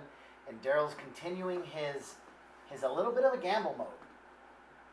He's going to call with 4, 6, 7, 8. Billy's going to call with ace 6 of hearts, 5, 3, my favorite hand. And of course, Michael's going to call with the nut flush, spade draw, and pocket queens. And look at this. Wow. 2 pair flop for Sergio. Top pair flop for Reagan. Daryl's going to be out of here. Billy's got a backdoor flush draw, backdoor straight or spade draw. Slade's going to flop. Really good hand right here. He's got 3 queens.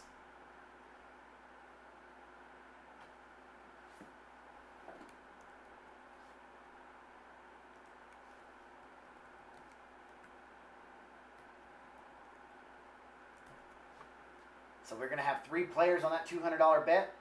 Sergio's going to say, I am all in.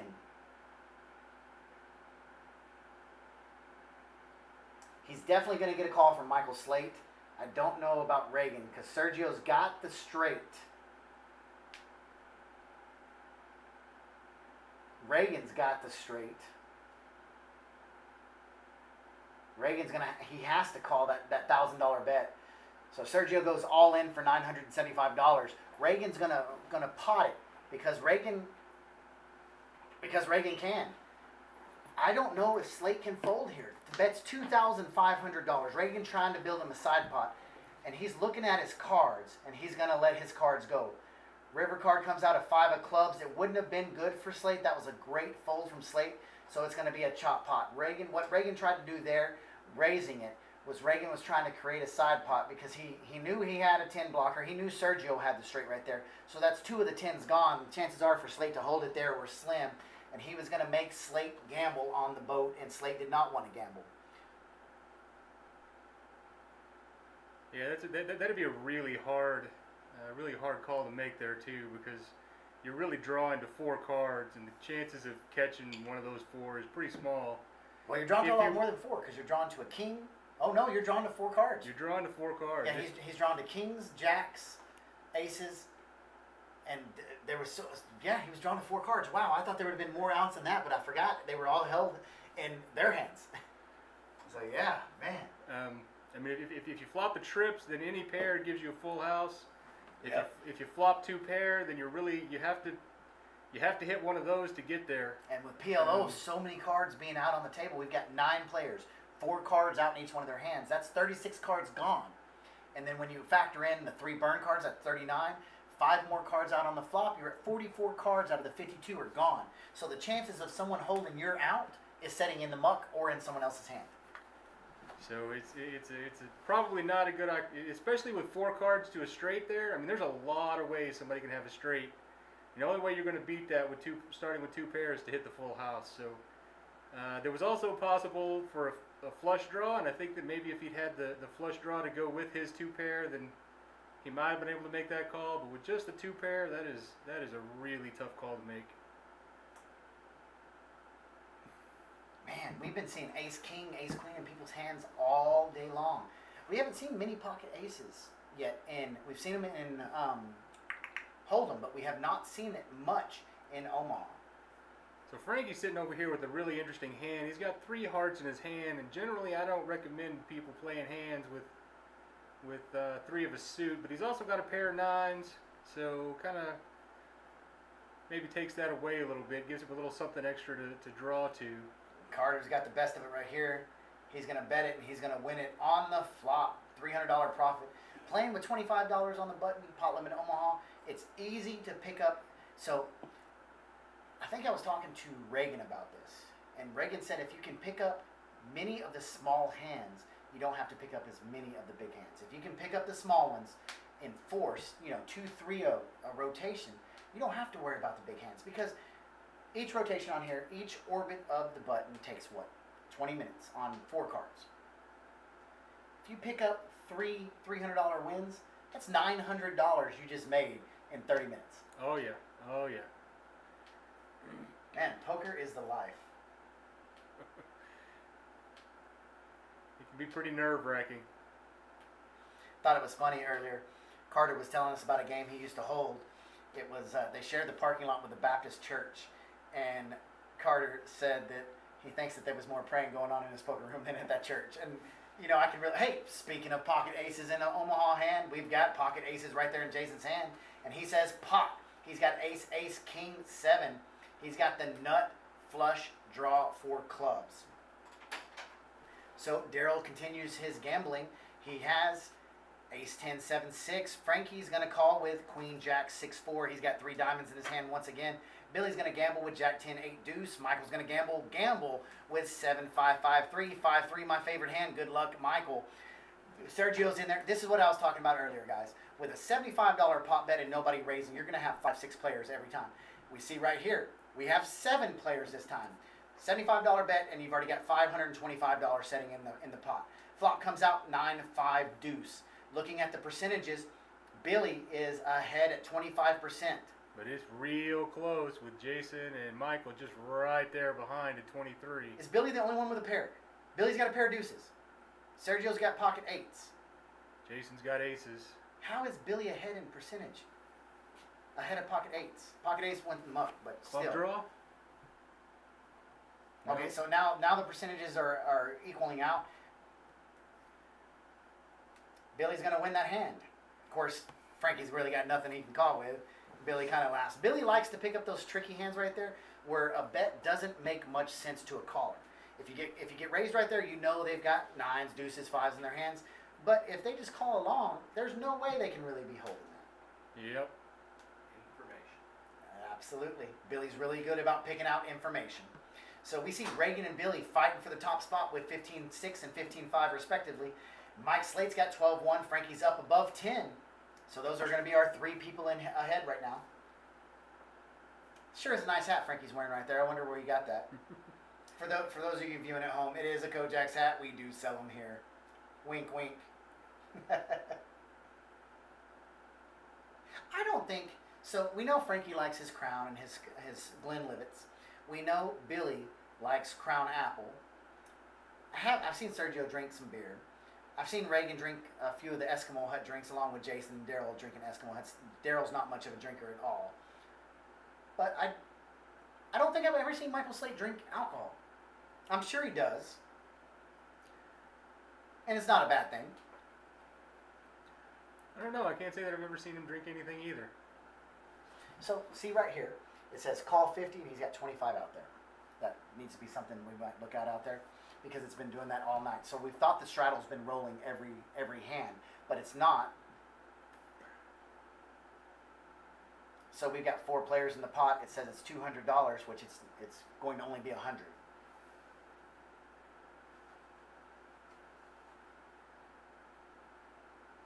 I think Chris just said run them. Wow, that's a lot of clubs in a fashion form.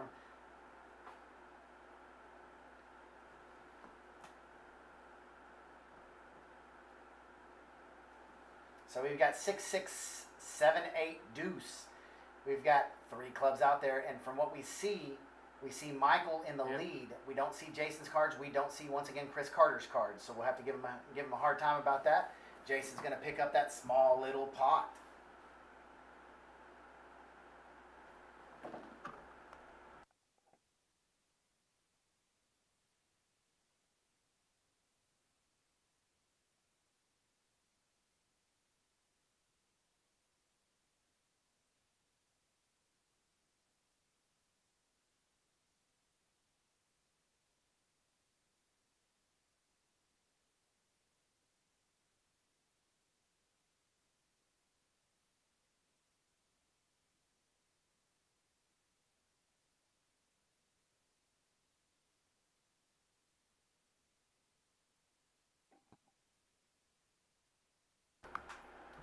Joining us for this hand right here is going to be Miss Crystal Swanson. You hear me talking a lot about the Swanson hand. That's going to be the King 9. Do you prefer it suited or unsuited? Spades, of course. Spades, of course.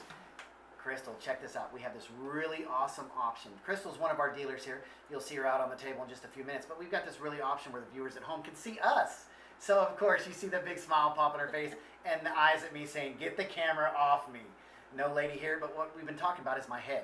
It matches the wall. Look at that. It matches the wall. You can't see where my head stopped. Does it stop up here? Does it stop down here? We don't know, but we'll quit bugging the viewers with that. So, what have you seen at the table today? Billy's taking tremendous. He's doing well. Billy is, he's killing it.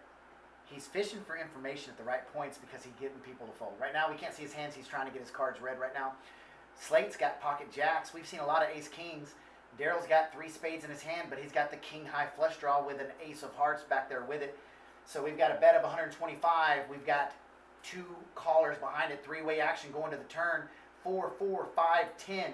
We've got 2 hearts, 2 diamonds on the board. From what we see, nobody has a flush draw, but we don't know what Billy's holding yet. And this is the point. It goes check, check, check. Billy's peeking at him. Slate doesn't have his bifocals on again. Slate's got to double check his cards. I love it. A 3 on the turn, or the river. gives, from what we see, Daryl the hand. Daryl's going to lead out with $500. Nobody's going to want a piece of that, probably because he's got a boat. But he's going to pick up his chip stack. His chip stack's up to 7,500. He did start with 10,000, so he's down around 2,500. Reagan and Billy have the chip lead at over 15,000 right now.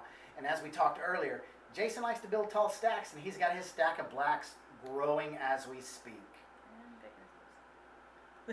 So we shared our live feed tonight in a bunch of poker groups so people can see that there's over $80,000 on the table right now. And It's a great game.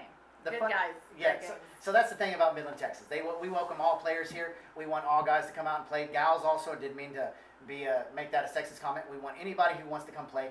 We have a lady by the name of Jessica. She comes down from Lubbock. She finished third in our main event, correct? So she finished third in our main event, and she is an avid player. Speaking of not seeing many pocket aces in Omaha, Frankie's got pocket aces right here with the nut club draw and the will draw. He's going to pot it. Actions now $275. Billy sitting with a 2 pocket pair hand. I hate these hands in Omaha. He's got pocket kings and pocket queens. He's going to 3-bet it to $225. Jason has a good hand, a good enough hand to call the $200. So we're going to see 3-way action. $675 setting in the flop with 3 of the most dangerous players out there. Flop comes out, Jack diamonds, 8 diamonds, 5 spades. Billy's got the spade draw. Frankie's got the aces. Don't know what Jason has right now. And as you can see, the effective stacks, Frankie's got 10,000, Billy's got 15,100, and Jason's got 9,400. Miss Crystal, you do have to wait till this hand's over before you can leave the room. Absolutely. Slap on the hand there. She says sound like absolutely. Frankie's going to lead out with 500. Jason's going to call the 500. We haven't seen Jason's cards yet. A 5 on the turn. That's a scary card because Jason could have ace, jack, jack, 5. He could have anything. But Frankie's going to make a bet on the turn, and the hand's going to be over. We can't see Jason's hand. No, Jason did not put his cards over the card reader. So as you sit down out there, remind players hands that they're going to play and hands that they're not going to play. Please set over the readers. I'm keeping up with it with Mikey. Good. Perfect. Thank you. Welcome. Miss Swanson, we are in the middle of hands, so you can head out. Thank you. All right. Have a good one. Thank you. Excuse me. I've got a quick little water drink.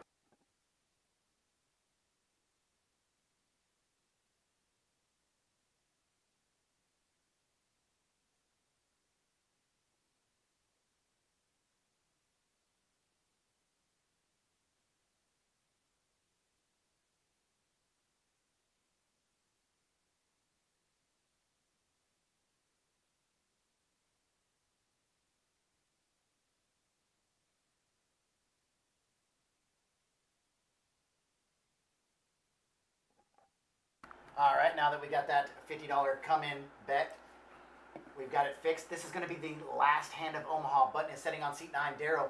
Frankie's going to pot it real fast with pocket aces. Sergio's going to 3-bet pot it real fast.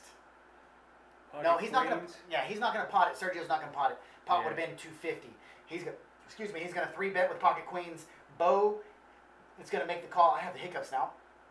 Bo's going to make the call. Daryl's continuing his gambling phase. And he's got Queen Jack 10-3. He doesn't have a bad gamble hand this one. That hand right there would be a lot of fun in a PLO game. You definitely want to see a flop with Queen Jack 10. And His queens single are suited. Yeah, his queens are dead. All 4 queens are out. 3 of the aces are gone. So man, if we see face cards here, wow, we've got an all-in from Sergio. We had a 4-bet from Frankie to $1,100. Ladies and gentlemen, this may very well be one of our bigger hands of the night. We've got a 4-bet from Sergio, all in. I mean, not all in, but we've got a 4-bet from Frankie, to $1,100. We have a raise from Sergio to $1,300. Bo is going to get out of the way. Action is now on Daryl. That's going to be a tough call, but Daryl is liking gambling tonight. Also, he doesn't have to worry about Frankie coming back and re-raising because that Sergio's bet doesn't qualify for as a raise.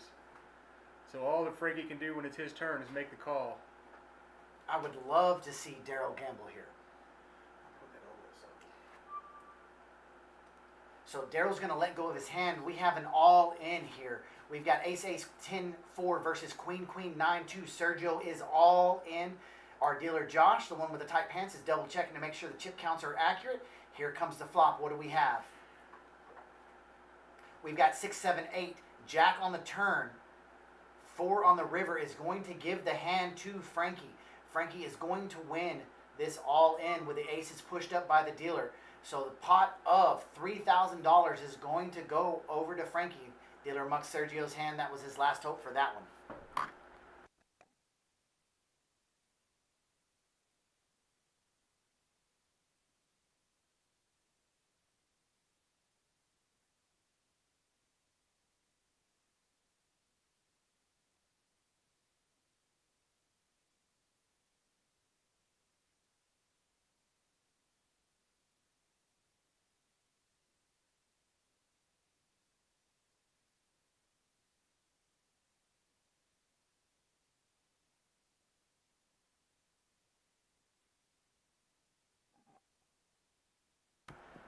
That was our commentator, Chris, coming in and let us know that he's up about $500. That's always awesome when you are up. So I think we have flipped over. For action is now on Frankie. What's up, Charlie? What's up, man? Wish you could be there to see, man. We miss you so much. I'm going to type a message in here because messages are instant. Any voice messages we give are 30 minutes delayed.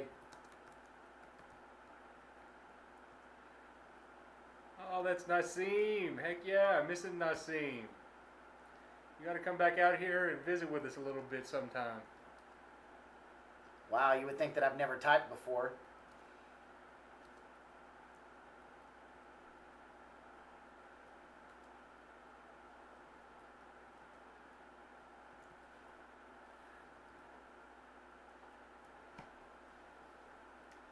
So back to Hold'em, which is Jason's pride and joy. Jason is strong at Hold'em. He's got pocket fives. He's going to raise it.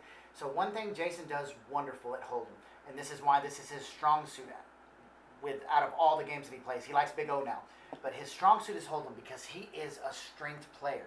He's gonna put the bets out there. He's gonna force you to call his raises and find out where you are. So when you call a raise, that gives a lot of information to the aggressor. So with that information, he's going to continue to push you. And you're not going to call him unless you've got something. Yeah, you got to be pretty strong if he's raising into you and you're calling. You got to have some pretty decent cards to make that work. Or, I mean, you know, if you just want to gamble, then that's your business. Man, those yellow chips on Billy's stack are just absolutely sexy. I mean, I hate to say it in that term, but when you throw out one of those yellow chips, it's business. Oh yeah, oh yeah. We saw last week Billy threw out a yellow chip with an absolute bluff, and it made no sense. And so when it makes no sense, nobody can make the call. So it looks like Sergio has reloaded. The Mikey sitting out there with the what is that called? The tablet. Yeah. The information sender. Action tracker. Action tracker. That's what I was looking for. So with that action tracker, Mikey was asking him to give him a quick count of what he rebought in, so we can have correct chip stacks for you guys at home watching. 8-5, Jack 3, 10-7. That doesn't sound like much. Flop comes out. Queen Jack 7. Jax is going to pick it up. Bo's another player. If Bo's putting money in the pot, he's got the goods.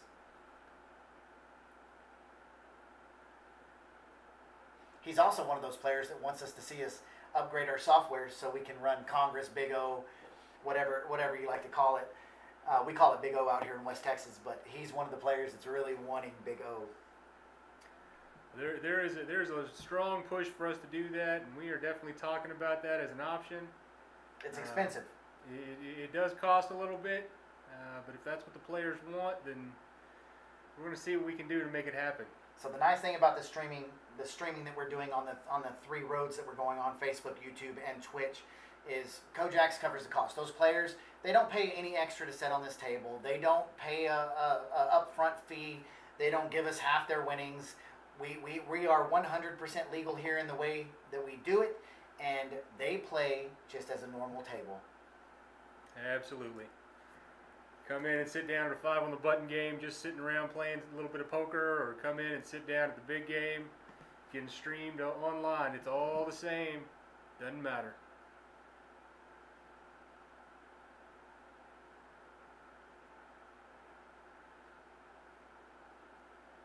Queen, queen, queen on the flop. Oh. I don't even know what just happened there. I just saw 3 queens up there. Is that? Oh no, I get it. That's the last Jason's hand. outs. Yeah. Jason's outs. Jason had 3 queens as his outs. Chris said queen, queen, queen. I pointed at Yeah, the no, that's flop the in the bottom queens. right. Like, I don't see any queens.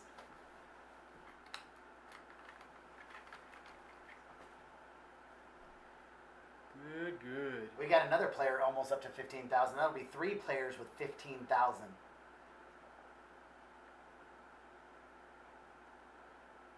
Chris is definitely going to play his king. There's my jack. hand. Reagan, why are you folding the 5-3, brother? 5-3 is the winner of this hand. I wish we could see rabbit hands, man. Daryl's going to raise it up to bet it to $100. Action's over on Frankie. Frankie's going to fold it only because his red solo cup is empty. I think Frankie would have folded pocket aces right there to get on out of there. That is definitely a Frankie thing to do. So we're going to be heads up. Daryl versus commentator Mr. Chris Carter. Carter's got the Kojak hand. Oh, flops top pair with an overcard. That's going to be pretty happy. Bets 100. Daryl's going to quickly throw in one of those black chips. I bet you Daryl's either going to have pocket kings or he's going to have 6-5. Turn card 8, river card 8. Options on Mr. Carter. He's shuffling around his chips. Carter is very calculated in what he does. He's going to lead out with $200. Let's see if Daryl can put together this story. I don't know what Daryl's holding, but if he makes the call, he's got at least a jack. Daryl, that little look on his face says, man, I knew it.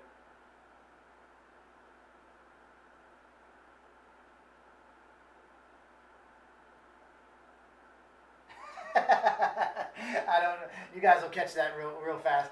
Daryl picked up the card. Mikey was telling his cards wouldn't read, so Daryl rubbed him over the card reader, and he picked it up to show Mikey what it was, and he acted like he was going to rip it in half. Love it. Daryl's got a wonderful sense of humor. Yeah, All he around, great man. He really is. Daryl actually came out shortly after we opened to teach us some things about dealing.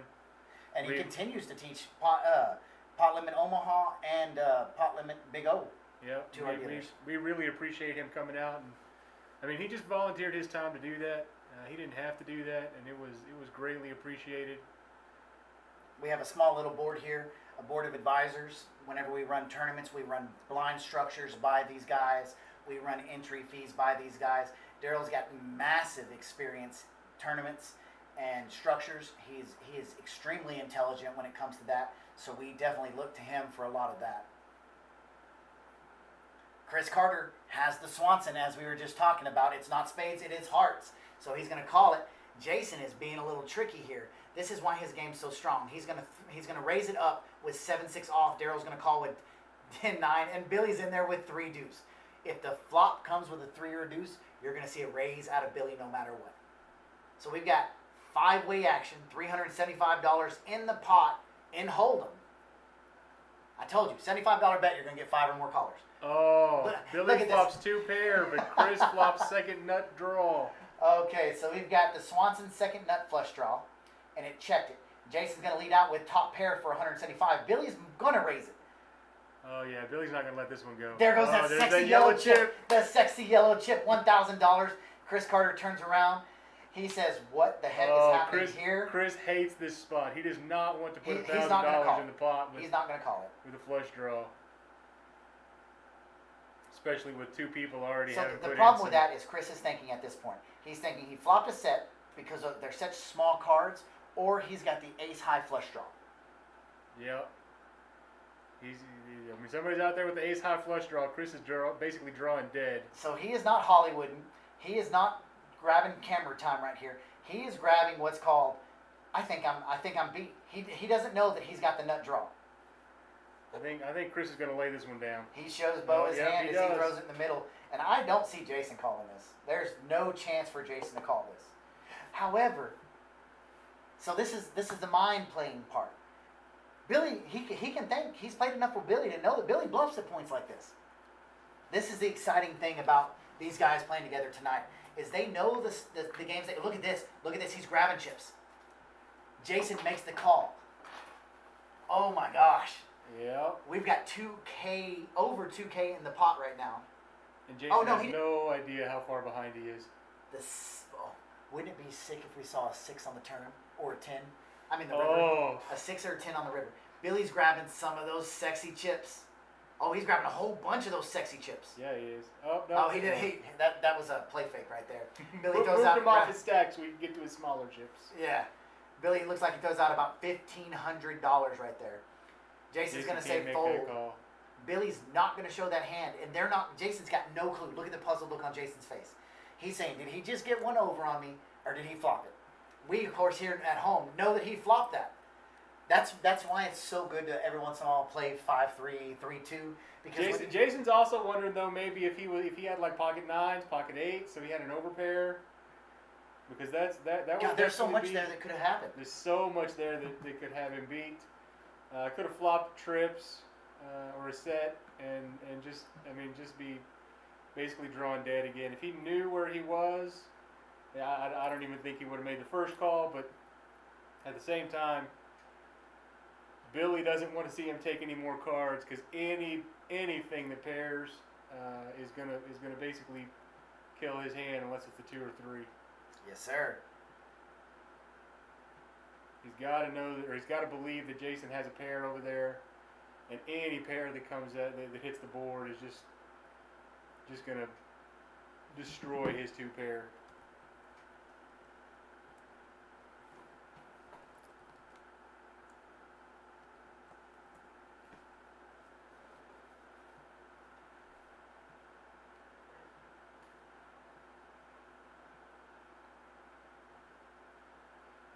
Seven, 5 of hearts. Man, from Reagan. those hands are so dangerous because they can make so much. Daryl with ace 9 is going to call the 100. Frankie with queen 10 is going to call the 100. Billy with that was just too big of cards for Billy to play. He's going to let it go. Slade's got 9, 8. I'm telling you, $75, $100 here, you're going to get 5 callers. And that's what we just saw right here. $525 pot. And there's not one huge hand in this pot. Yeah. Flop comes out, 3, 3, ace. Daryl flops the best of it, but the scary thing about that is the 2, 3 sitting out there. And that 2 could complete some straights. So Daryl's still sitting with the best of it, but he's probably going, I don't even think I can bet this. Look at this. Reagan makes the bet. Reagan had the will draw. He also had the flush draw. Yep. Reagan doesn't know it, but he stole one there on the turn from Daryl.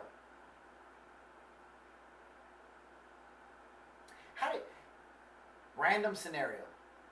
What if the players had to play their cards face up? I think the game would be a lot easier.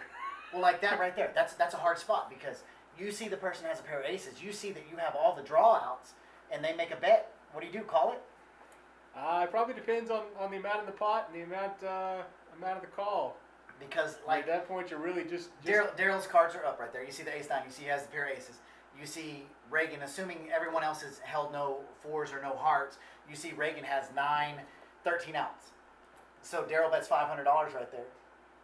You're playing odds. Oh yeah. So what is that? 13 times 2 is 26 minus 2, 24%. So Reagan's around 24% to win that hand. I know some gamblers that like that percentage. Of course, if everybody was playing their hands up, then he would know how few hearts there actually were that hand. True that. And the funny thing is when I play with these guys, I feel like I'm playing my cards face up and they're face down. I know that feeling. So 5 players in this pot. Daryl once again has that ace 9, except this time it's suited. He's going to lead out with $175 with the open-ended straight draw. Bo's got the flush draw and the straight draw. They're drawn to the same straight with a 9. Reagan's going to call with Jack 10. He's got 2 huge pair.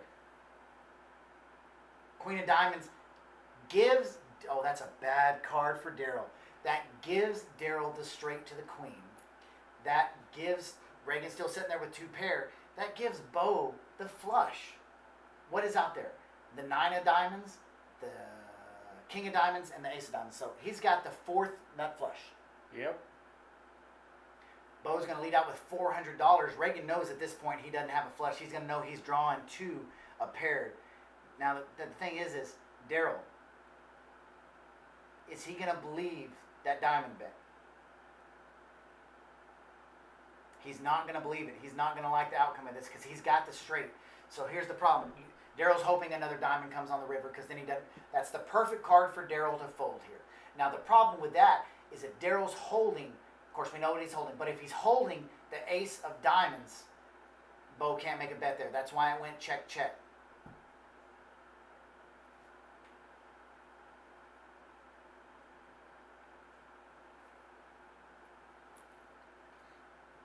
So Daryl's been an aggressor tonight. He has gotten the short end of the stick when it comes to the rivers. He got rivered earlier when he had a boat 5s full of 10s and the river card came a 10 to give Reagan the 10s full of 8s. He's been getting rivered. Right there he was beat from the get-go. Unfortunately, he had a hand that he had to call with. We saw last week he was on the other end of that. He bought in with 10,000, cashed out around $25,000. Yep. Some days you just can't avoid the card. Sometimes they just run over you, whether for the better or the worse. Some days percentages play out in your favor. Some days they play out against you. Okay, so I thought I saw pocket aces. Yep. I thought I saw pocket aces. Love pocket aces, especially when they're in Frankie's hand because you don't know that he has them. He's going to raise it up to 100. Sitting there doing that action tracking, it's real easy to reach over and hit that call button or that raise button and instead actually hit the fold button. Then you got to go back and fix that. So Look at that's this. probably what happened there. Jason's going to gamble right here. Jack 8 suited. Doesn't realize that he's 3-1 to lose this hand. But that's all changed once we see this flop.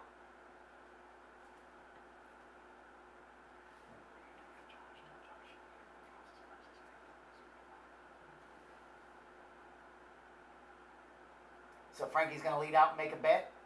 That's going to be the end of... Oh my gosh, he flopped a set. Wow. It's easy to flop a set in Omaha. It's hard as heck to flop a set in Holden. It is hard to flop a set in Holden. So we've got 4 players over 10,000. We've got 2 players over 15,000. I'm going to head back out there and relieve Mike. Yeah, send Mikey in here. I sure will. Chris, See you always guys a next pleasure. time.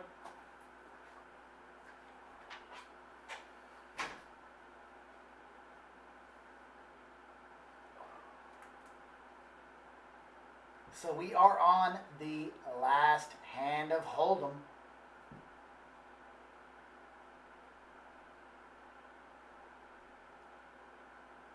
Come on, Slate, make the call. I love seeing those low cards in there. Bo's going to make the call with suited connectors. Jason's going to make the call. Oh no, Jason's going to raise it up to $150. I told you, he plays power Hold'em. We're going to have $150 seems like the same as $75 here. We were talking earlier. Quick call, quick call, quick call. We got 4 players in the pot. Pot's already $625. Bo flops an open-ended straight draw to Slate's 2 pair. Sergio flops bottom pair. He's not going to be able to do much, but he's going to lead out with $175. He doesn't know that there's some big hands in here. So we're going to have Bo and Slate make this call. The winner of this hand, it looks like it's going to be Bo or Slate, unless a king or a deuce comes on the turn, is going to be the chip leader. We've got heads-up action. So we had a raise to 450 and a call by Bo. Turn card gets even better for Bo. So what it does for Bo is it gives Bo 9 outs with one of them gone to the flush. It gives him the 4 or the 9 to the straight. Good gosh, he's got, 10 outs. Slate's still favored. 5 on the river is not going to help Bo out. Slate's going to throw out a bet here, probably $450-ish. Pot's $2,600. He's trying to calculate how much he can get, but he's not going to be able to, wow, he's going to overbet that.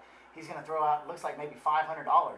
Bo's got no chance. He shows his cards, and Slate, oh, he's going to bet $1,500, and Slate says there's no chance that I can hit any of that, so I'm going to be on out of here. Now, Slate's up there getting closer to that $1,500 territory. We got 2 players around 13-3. We've got Reagan and Billy over 15. Reagan is over 16,000. Man, tonight's game is a juicy one. Let's flip over to Poker Atlas and see what kind of wait list we have for this.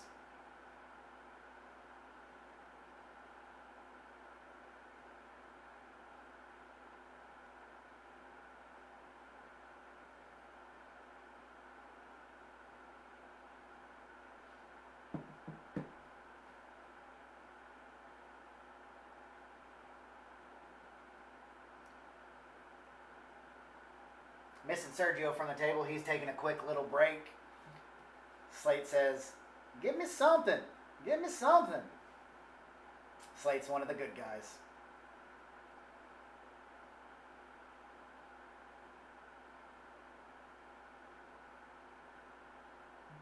So, reason for the quick pause is Mr. Chris Gwynn. He is swapping out with Mikey. We're flipping over to PLO, and it looks like it's 10:02, so we're doing a dealer change. We do dealer changes every 30 minutes. That way, if you're running cold with a dealer, we get them out of there. We don't let them hurt your stack anymore. But at the same time, if you're running hot with a dealer and you don't want them to leave, they're still going bye-bye.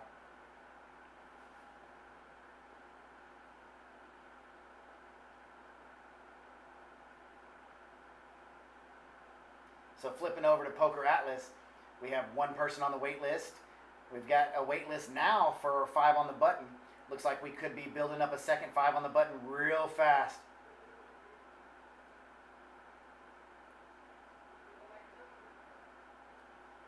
So back to Omaha, 25 on the button. Billy's going to let his hand go. Slate's got ace, king, 4-3. He's going to say, bring it. Sergio makes the call. Bo is on out of there. Carter's got 4 playable cards because he makes the call. Carter's not going to get in there naked. So he's definitely going to have a hand. Reagan makes the call. Jason makes the call with Jack, Jack, 9, deuce. Daryl, I don't know how many times tonight Daryl's had pocket 10s in Omaha, but he's got pocket 10s. Going to bump it to $200. Frankie's going to say no. Slate's going to say, I'm in. Sergio's going to say, I'm in. If Carter makes this call, he's got to have a monster. Carter does not make this call, so we know that he did not have the monster. Reagan's gone. Jason's in. So this is what I'm talking about. $75, $175, doesn't matter what it is. We're going to have some family pots here. We've got 4 players in. $875 in the center.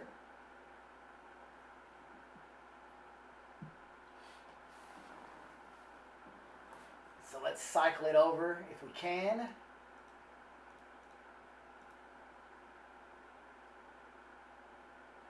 Board comes out. Ace of clubs, 4 of clubs, deuce of clubs. Daryl flops what looks to be the winner. We can't see what Sergio's cards are right now, but Daryl flops it, and Daryl's going to bet it like it's the winner. He's going to lead out with $500. The only thing that can call right there is a straight flush or a king high flush. But Daryl's going to pick up a $675 win. He's been needing that. It's going to set him back on the right track. Billy over 16. Mike Slate right at 13. Frankie above 13. Bringing up the bottom is going to be Mr. Chris Carter with 2,800, but he is up. And Mr. Sergio is at $1,200.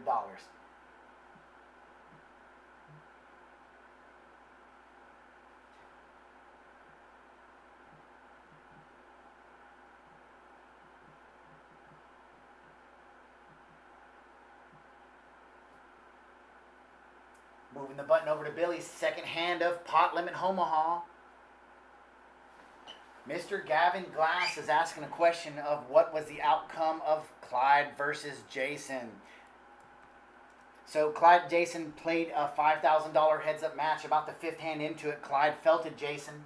So Clyde was up 10,000. Jason rebought for 5,000 more. He won 10,000 from Clyde, sending Clyde to the felt. Clyde bought in with 5,000. So it was 5,000 Clyde, 15,000 Jason. Clyde won back 5,000 from Jason, and then on the last hand before the live stream started, Clyde won a $375 hand, so Clyde was a $325 winner.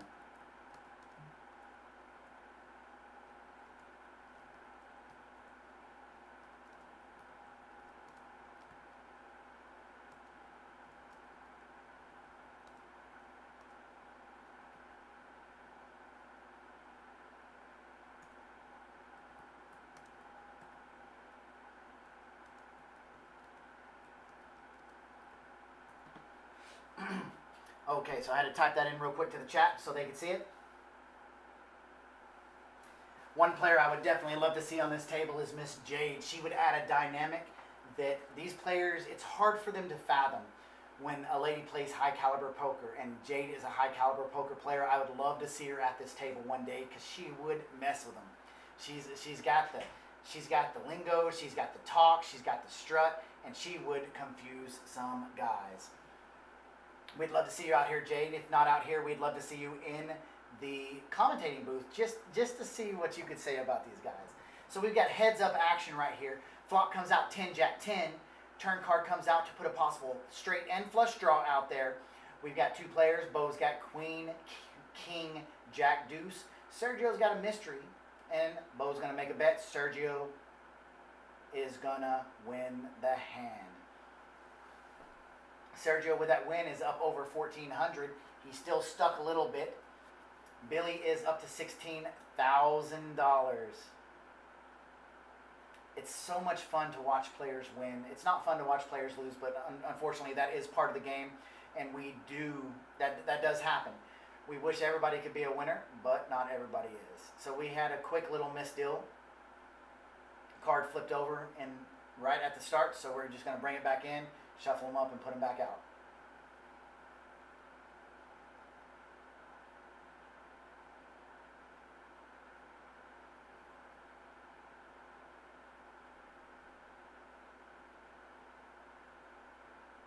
So on the third hand of Pot Limit Omaha, we switch every time the button goes to seat 1, we switch games.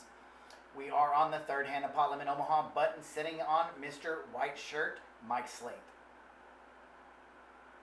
Every guy at this table is an extremely great person.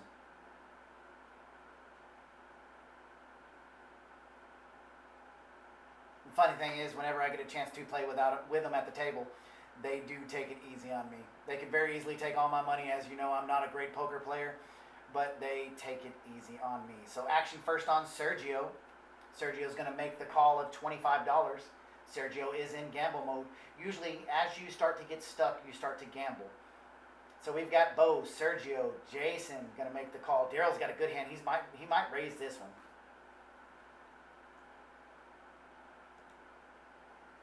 Of course, he does raise that $150. Frankie's got a playable hand, and he's going to fold that. That was a really good hand. Slate folded pocket nines. Man, these guys tightening up. So we've got $125. Once again, we're going to have 4 players. $150 pre-flop action. We're going to have 4 players in there. Oh, Jason's got queens. Woo! Queens versus kings versus ace king in 2 people's hand. I like Sergio's hand here. A lot of face cards are out pre-flop.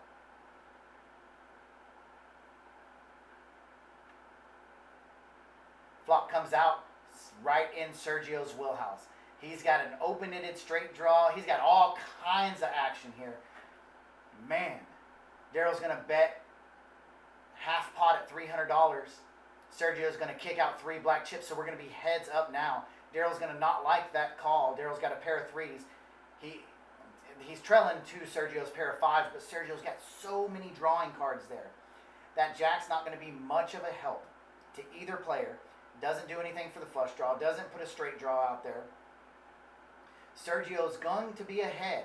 He's actually 4 to 1 ahead. 81% to win this pot. He's going to check it. Sergio doesn't. He's a little bit stuck, and it's a little scary to put money out there. So Daryl's got the hand 1 with the 3 on the river. Daryl's got a trip 3. Daryl's got trip 3s. I wonder if Sergio's going to bet this like he's got the flush. That's a scary card out there. Daryl's going to check it out. Sergio's going to throw $275 out there. That heart on the river is a hard card for Daryl to call. I wonder if he can do it. This will be a monstrous call right here. It's not a big pot. There's $1,500 in the pot. Daryl's going to make the call. This is a hero call right here. He's going to catch Sergio in the semi-bluff right there. That was a great bluffing card. And had Sergio bet pot right there, that's where the experience level comes down. And that's how Daryl was able to add this up. He did not bet pot, so Daryl was able to put in there that he didn't have much, and the set of threes was good. There's all kinds of stuff Daryl's dodging right there. He's dodging 5-3, 8-3, jack-3, pocket jacks, pocket 8s, pocket 5s, and any 2 hearts. But that bet on the river, $275 after the check on the jack, that enabled Daryl to be able to make the call. So that's what we saw right there. That's experience.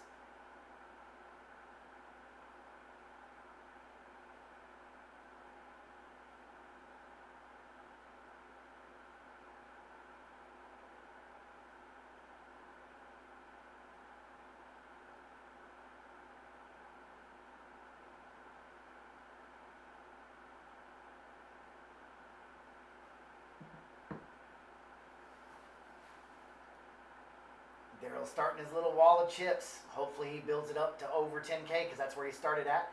Mr. Chris Gwynn, I have trouble saying Gwynn. Mr. Chris Gwynn reaching across, making sure his Jason cards are there to get read so we have the proper statistics to give you. Bo's going to fold 9-9-5-4. In a way, he had three of a kind nines, 2 9s, and 5-4 make another 9. Man, cards in this hand are not very, very promising. Daryl's going to look down. He's got all kinds of straight possibilities, small flushes. He's going to make the call for 25. Frankie with ace-king. Frankie likes ace-king in this. He's been raising a lot of ace-kings. Billy's going to make the call of the $100. Sergio got king-jack, 5-5. He's going to make the call of 75 to complete the 100. Telling you, $75 is nothing in this game. You're going to have 4 callers every time. We got a pot of $400, 4-way action. Flop comes out, 10-7-6. Man, from the looks of it, oh my gosh. Daryl's ahead. If he only knew he was ahead. 3 on the turn. Daryl's got 2 pair. He is 85% to win this hand. Billy and Sergio both have a 0% chance.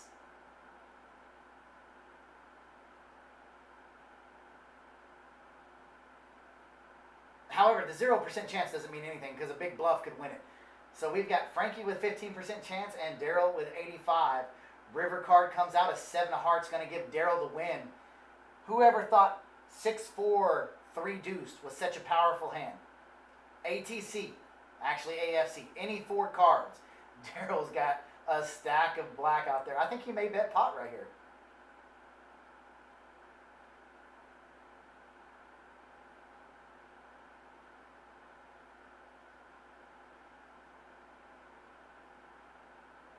Oh, it goes check, check, man. He had black chips out there. I thought he was about to fire pot. His 6-4 is dominating this hand.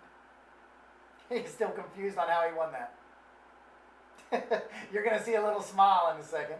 There it is right there. He just realized he won that hand. He was trying to figure out how he could win that hand, seeing what Frankie was holding, and he wins it.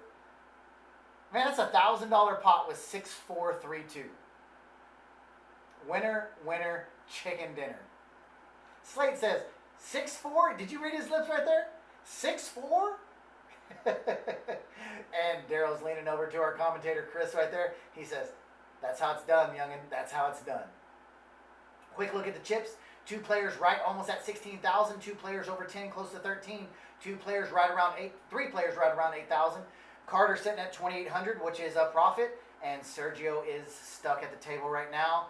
He could very easily turn this around to a big win.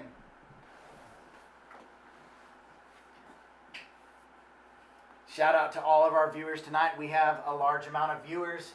We have shared it in a couple poker clubs. We now have YouTube watching. So we have the largest field that we've had so far watching live Saturday night at Kojak's.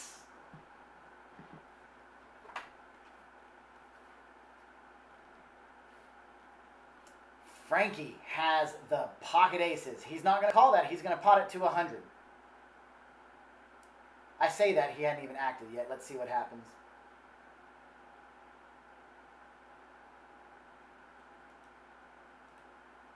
I told you. I nailed that one. I don't get to nail him right often. He's going to pot it to 100. Billy's going to quickly call. Michael Slate's going to call. Sergio's going to call. Bowen's going to call. And Daryl's going to call. No more aces are out in play. Daryl and Sergio hold the other two, so we're not going to see any ace action there. The only thing, best thing for Frankie would to see 3 spades, but we don't see that. We see 9, 8, 5. That's going to give Mike Slate a gut shot to the queen high straight with Jack 10 or with Queen 10. Not much for Sergio. Bo's got a gut shot to the 10. We see 2 10 blockers. 3 10s are gone, so he doesn't have much hope there. Daryl checks. Frankie checks. Billy's going to throw out a little bet. It's going to fold around. When I say a little bet, $600 is a little bet. He bets the pot. Sorry, Frankie bet the pot. Let me clarify that. Billy's going to make the call. Daryl's going to fold. It's going to be heads up. Frankie versus Billy. 9 on the turn. Oh my gosh. That, holy cow. Billy's going to think he's got it right here. He doesn't know that the ace-9 out of Frankie's hand is going to play. Billy's going to lead out with $1,200. Frankie's thinking right here, what does he have? Pocket 8s, 9, 8, something along the lines of that.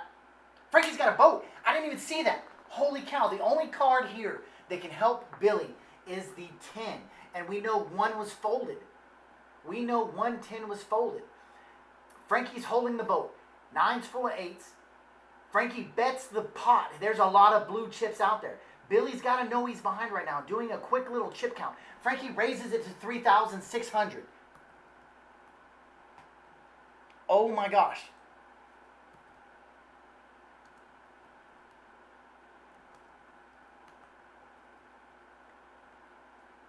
I don't even know what Billy's going to do right here.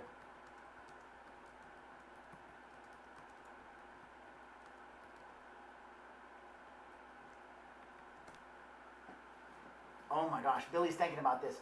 Billy is swift enough to know that Frankie's holding 9-8. I mean, that's the only thing he could. Well, he may be thinking Frankie's holding pocket 8s or pocket 5, but only because Billy's got the 9 blocker. Man, that's such a good move by Frankie.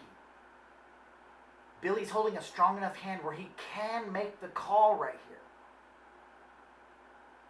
He's counting his outs. He's counting his 10s. The problem with that is he doesn't know 1's gone. This is the type of caliber player Billy is right here. Billy lays down trip 9s knowing he's beat to a full house.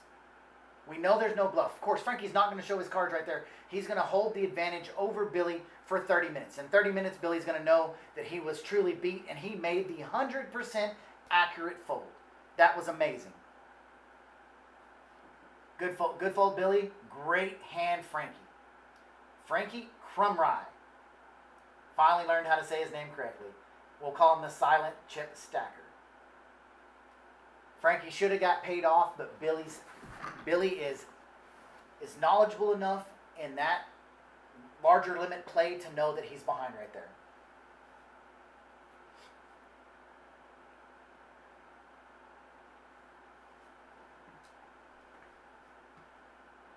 So as we take a quick break at the chip count, we've got Frankie and Reagan setting over 15,000 chips. That was a big gain for Frankie right there.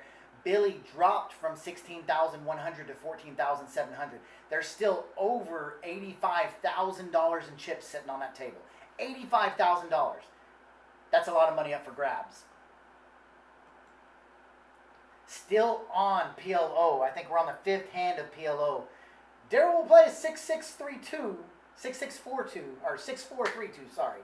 But he'll fold lots of face cards like he just did.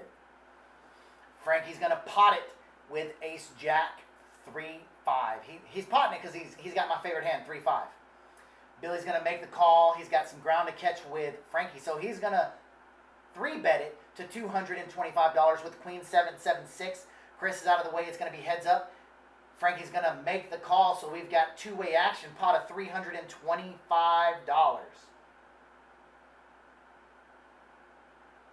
Actually, it's going to be a little more than that. Frankie has not made the call yet. He pulled it in. Dealer pulled it in just a little bit premature. Now the pot, he makes the call. Flop comes out 10, ace 3. Frankie is way out in front. Billy is pretty much drawn to a 7. Actually, I say pretty much. He's drawing only to a 7. Frankie's going to make a bet, and he's going to pick up pot number 2 from Billy. Billy, Daryl, They're both over 50% VPIP.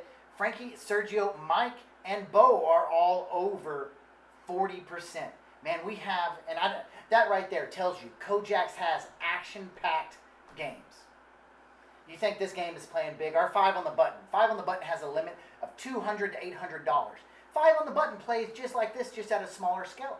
You're going to see pre-flop raises $60, $80, $100, sometimes $200 when it reaches deeper in the night. You're always going to have big action.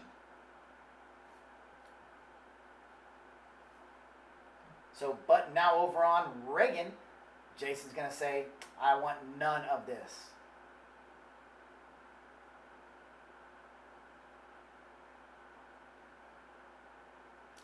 Daryl's going to call the 25. Frankie's got another pocket pair. He's got them 7s that didn't do any good for Billy last hand. Billy, though, he's got ace 10, 3, 3 with the ace of hearts flush nut draw. He's gonna raise it up to $100. Not gonna bet the pot there, which is interesting. Chris Carter's in the game. Chris Carter's got that non-shown hand. There's what I'm talking about. Raised to $100, 5 callers. All day long, all night long here at Kojaks. $500 in the pot. 5-way action. Flop comes out. King, queen, 4. Club draw coming out there. Billy's got a gut shot Broadway draw. Reagan's got, would be open-ended, but you can't get any higher than an ace, so he's got Broadway draw to the 10. It's going to go check all the way around. Queen on the turn. I guarantee you, we can't see Daryl's cards or Chris's cards, but they probably have a queen in one of their hands. Odds are that way because so many cards have been seen. Daryl's got ace 6, 4, 3. Daryl's got 2 pair. Right now, 2 pair is in the lead. Frankie's cards are in the lead. Chris is checking right there. Still haven't seen his cards yet. We're going to have a bet from Reagan of $250. It's going to go muck, muck, muck. Reagan's going to steal a hand right there. I don't know. Well, he did steal it. We saw the pocket 7s in Frankie's hand, so he did steal a hand right there. At that point, if you're not holding the queen with 4 players in the pot and someone bets it, you've got to assume that the queen is in that player's hands. The only thing we know at home and in the booth is there was no queens out there.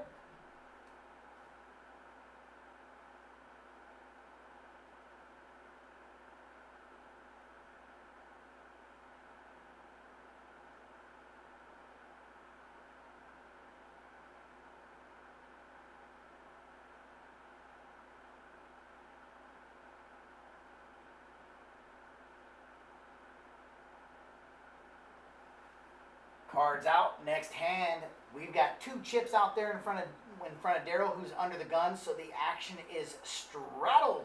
We love to see that because that changes the pot bet from 75 to 175, just like that, creating bigger pockets. Action's on Frankie, ace 10, 8, 4. Frankie's probably going to make this $50 call under the gun. We've got a rebuy coming right there. Not a rebuy, an add-on coming from a player. Looks like $1,500 from Sergio, which will be active this hand. He asked in time. Those beautiful blue chips are $500 a piece. Frankie let go of ace 10. Wow! Surprise, surprise. Billy's going to raise it up. $100. Michael Slate says, let's do that all day long, baby. I'm calling. Bo's going to fold. Chris is going to fold. Reagan's going to chunk them. Jason's going to say, I'll call. So we've got 4 players in the hand.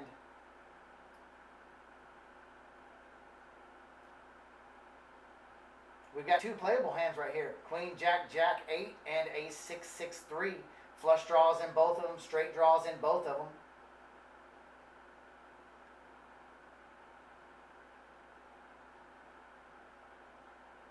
Straight draws looking good for Mike Slate. Flop comes out Queen, 5, deuce. All spades. It goes check, check, check, and Jason says, I bet $125, and I'm going to pick up the pot just that easily.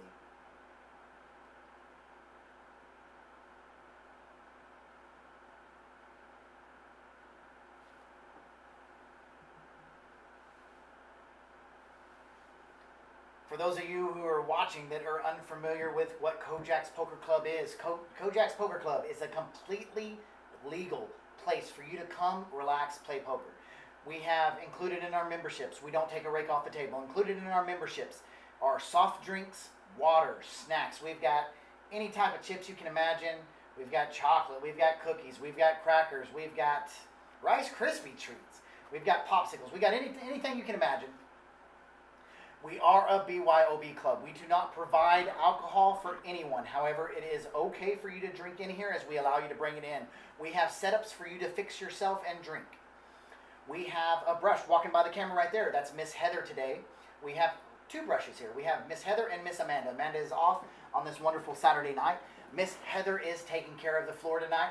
So all the food that you see on the floor, Jersey's Mike's, pizza, Starbucks, anything that you see out there, Miss Heather goes and gets herself. She pays for it out of her pocket, and the players reimburse her. So we have just a great club, great atmosphere. We have security here. We walk you to your car. We take full care of you while you're in our club. You are our member, and we take care of you, just like family. I would say probably 95% of the players here, management and dealers know them by name. Our cage, swift, they get the money out, get the chips out to you in time, that way you don't miss your action on your hand. And we even have bad beats. Our bad beat qualifying hand is aces full of jacks or better. We're on bad beat number 4, and we already have almost $4,000 in the bad beat. It was just hit, I'd say 3 or 4 weeks ago, right when the series was around. We said, it's going to get hit right when the series gets here. And of course, it got hit when the series got here. One of our players, BB, he had pocket jacks. One of our players had ace 10. Flop comes out, 10 ace ace. Turn card comes out at 10, and river card comes out. An ace, and river card comes out nothing. So player A had quad aces with a 10 kicker.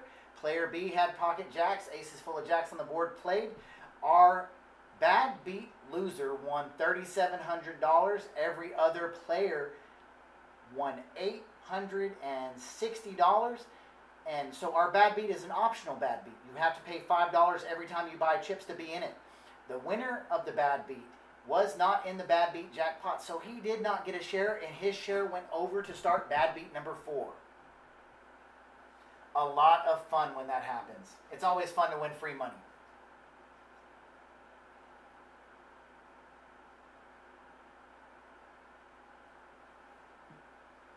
Three-way action.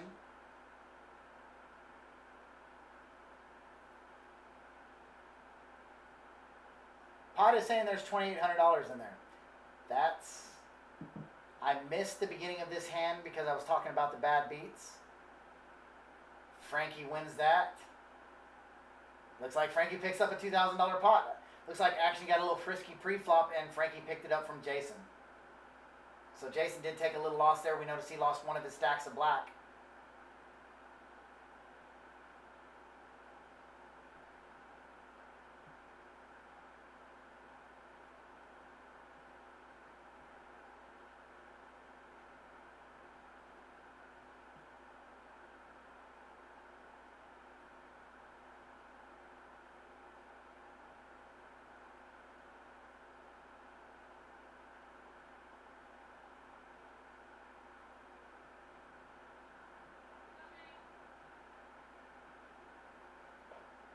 So it looks like we're now on Hold'em. Button back over to Frankie. We've got about 30 minutes of live feed.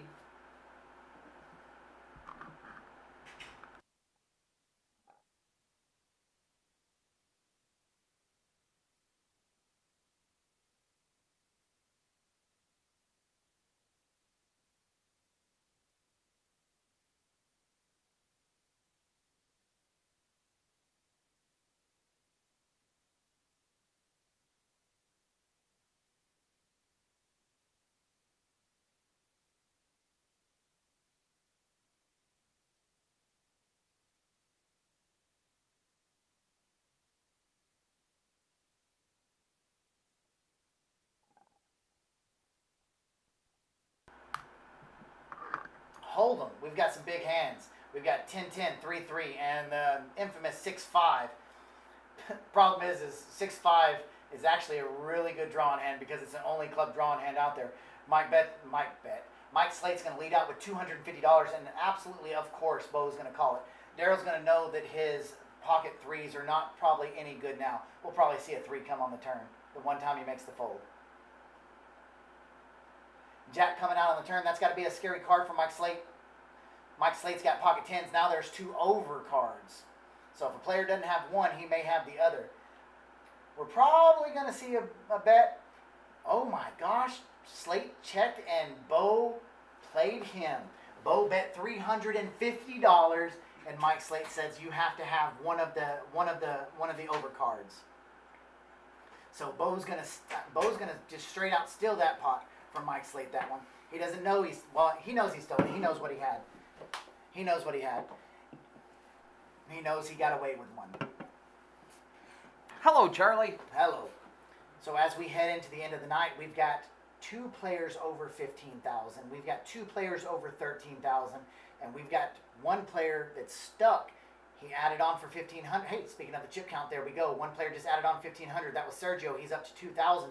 Chris Carter is up at 2,700. Jason is 3,100 down at 69. Daryl's 2,300 down to 7,700. So on the second hand of Hold'em, it looks to be, we're probably about 18 hands left of the night live stream. We've got over $85,000 on the table up for grabs.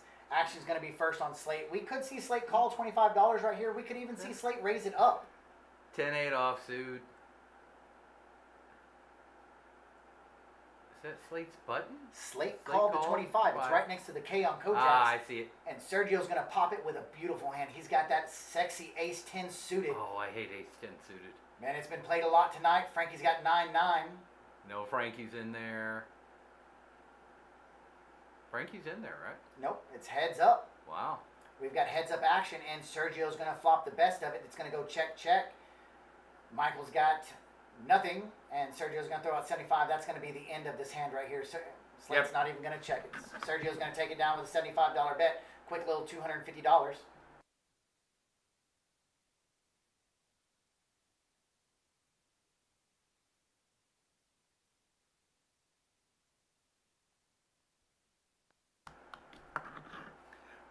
Charlie, we do appreciate your commentary. Mr. Carter jumped in there tonight. And he's up too. I think he bought in for 1,000 or 1,500. He's got 2,800 in front of him. Pre-flop raises. That's not a very good percentage for anybody. It doesn't. I don't think that statistic's right because we've seen raises every single hand. Well, that statistic is probably right because it's been different people raising. But Sergio, that can't be right for Sergio because Sergio's always raising it. And the thing is Sergio, this is his 3rd week in here. He's newer to the game, but he's proven his experience level is growing because last week he was a winner of about 4K. And him raising 6-4 here is a smart move. The only problem is $75 on this table with average chip stack being around $10,000 isn't going to mean jack. You're going to have 4 to 5 callers every hand. As this hand, we do have 4 callers. 5 callers. So we're going to be 5-way to the flop all over the board. Reagan is out in front with pocket 7s. No longer is out in front. No longer out in front. No longer out in front because Carter flopped the nuts. It's got to be scary though with two diamonds out there. We don't see. Oh, Billy's got the diamond draw. Holy cow! We could see action. Sergio's got the diamond draw too. Jeez. Lower diamond draw.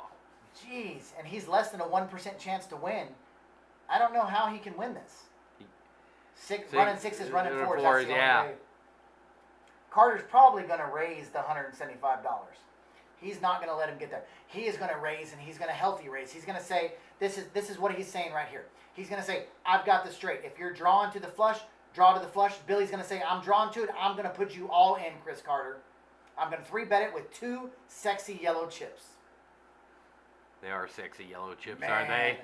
Those chips just have to make you shrivel up. So the only problem here for Sergio is he's got the flush draw. He's got 2 of the 9 outs. Can he get away from it? Billy's got him where he wants him. Billy's got him. If he calls, he's dominated. He's got to hit a 6 or a 4 to beat Billy. We know Carter's going to go all in right here. And a jack would chop it up between Billy and Chris. Wouldn't that be terrible if the turn Ah, and the river comes Jack 10? Ugh. Sergio's probably going to go all in right here. That much of a baby draw though? He's down. He's been running bad tonight. He's counting his chips to see where he stands. He's going to quickly realize that he's got about $2,000 to start this hand before he bet that 175. So there's no point in calling the 2,000 right here unless you're going to put it all in. Oh, I agree. There's only two moves for Sergio. And nope. Not quite a pump fake there, but close. He's trying to add it up. Billy on the same hand he does. There's no way that he can have anything else. We know Slate's already folded. Slate's out of the hand with Jack 6. He might think someone's got to set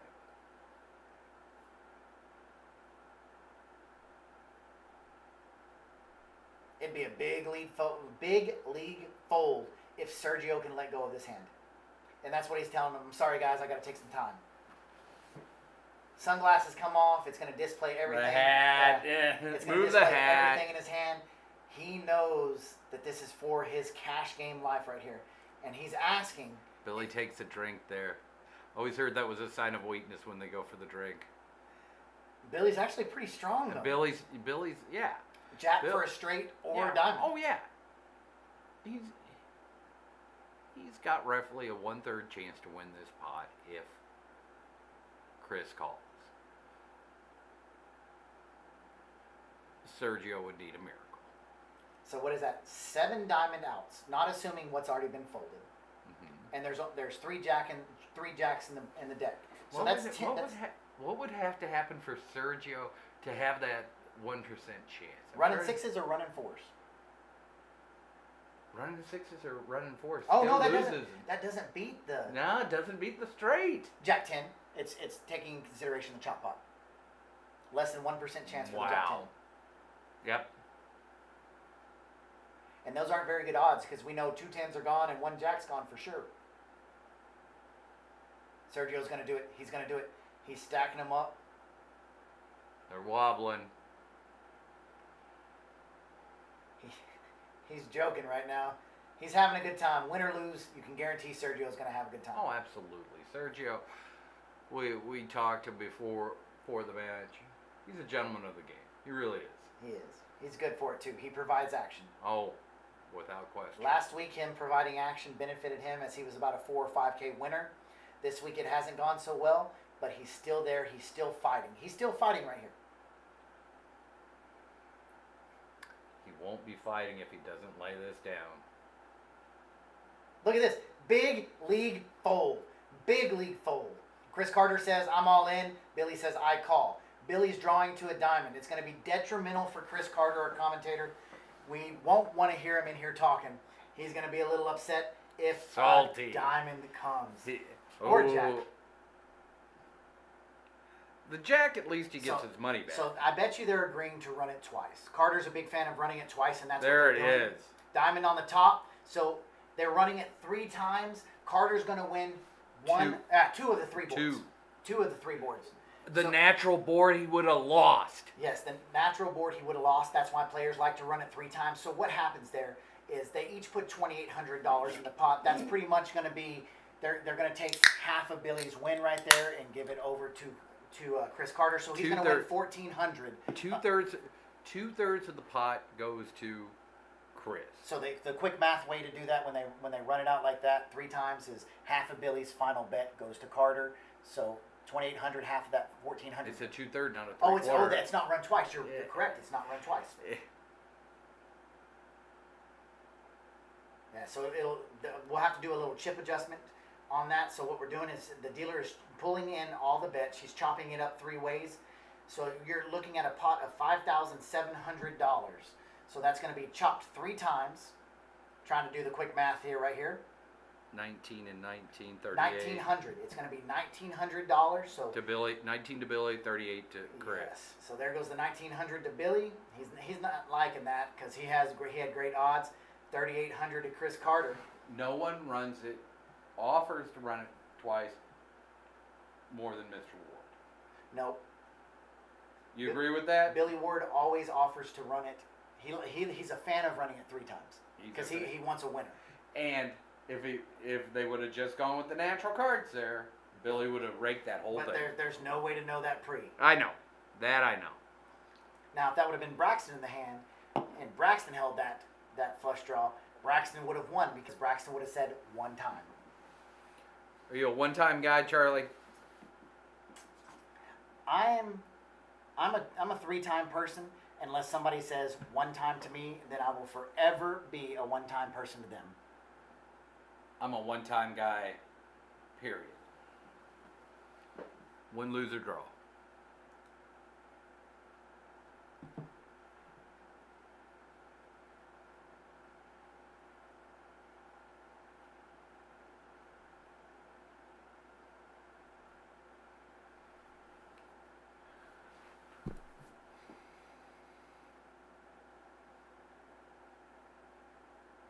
Billy with the king 8 here.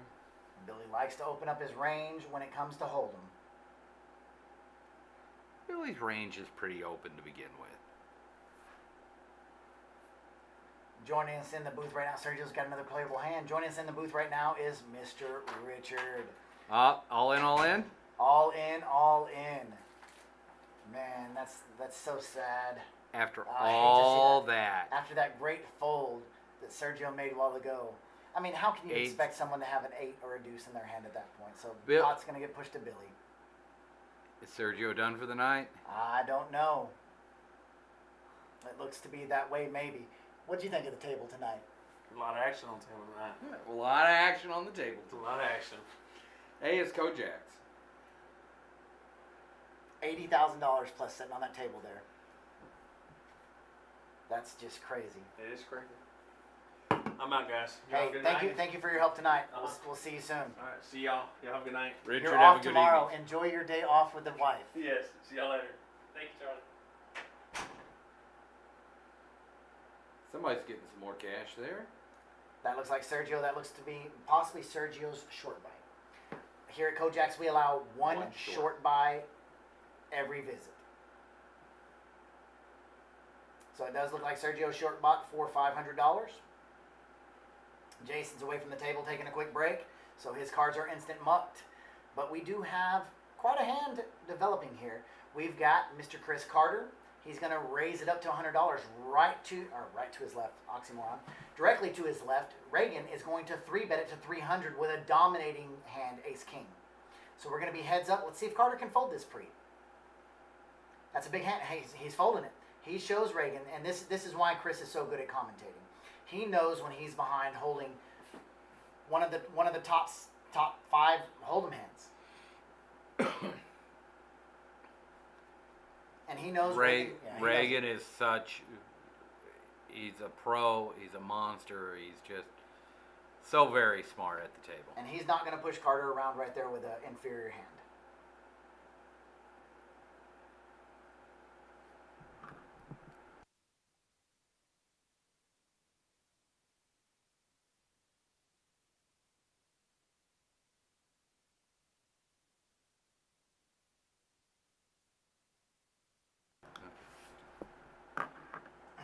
Two of the kings already quickly gone. Daryl's got ace-8. Daryl likes to raise the aces.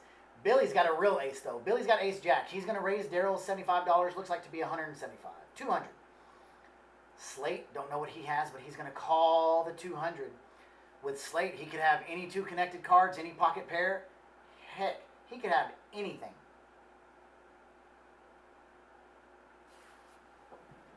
Bad news for Daryl.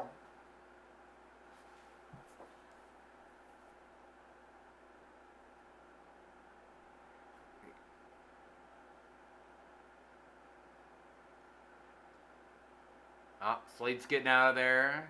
Wish we could have seen his cards there. Yeah, Billy's going to lead out with $275. I don't think Daryl makes this call. He knows Billy. He knows Billy well enough to know he could have any. Oh my gosh. Such terrible cards for Daryl. Daryl's been on the bad end of it all night. He's had great hands, but he's always been behind. And that Jack's gonna play.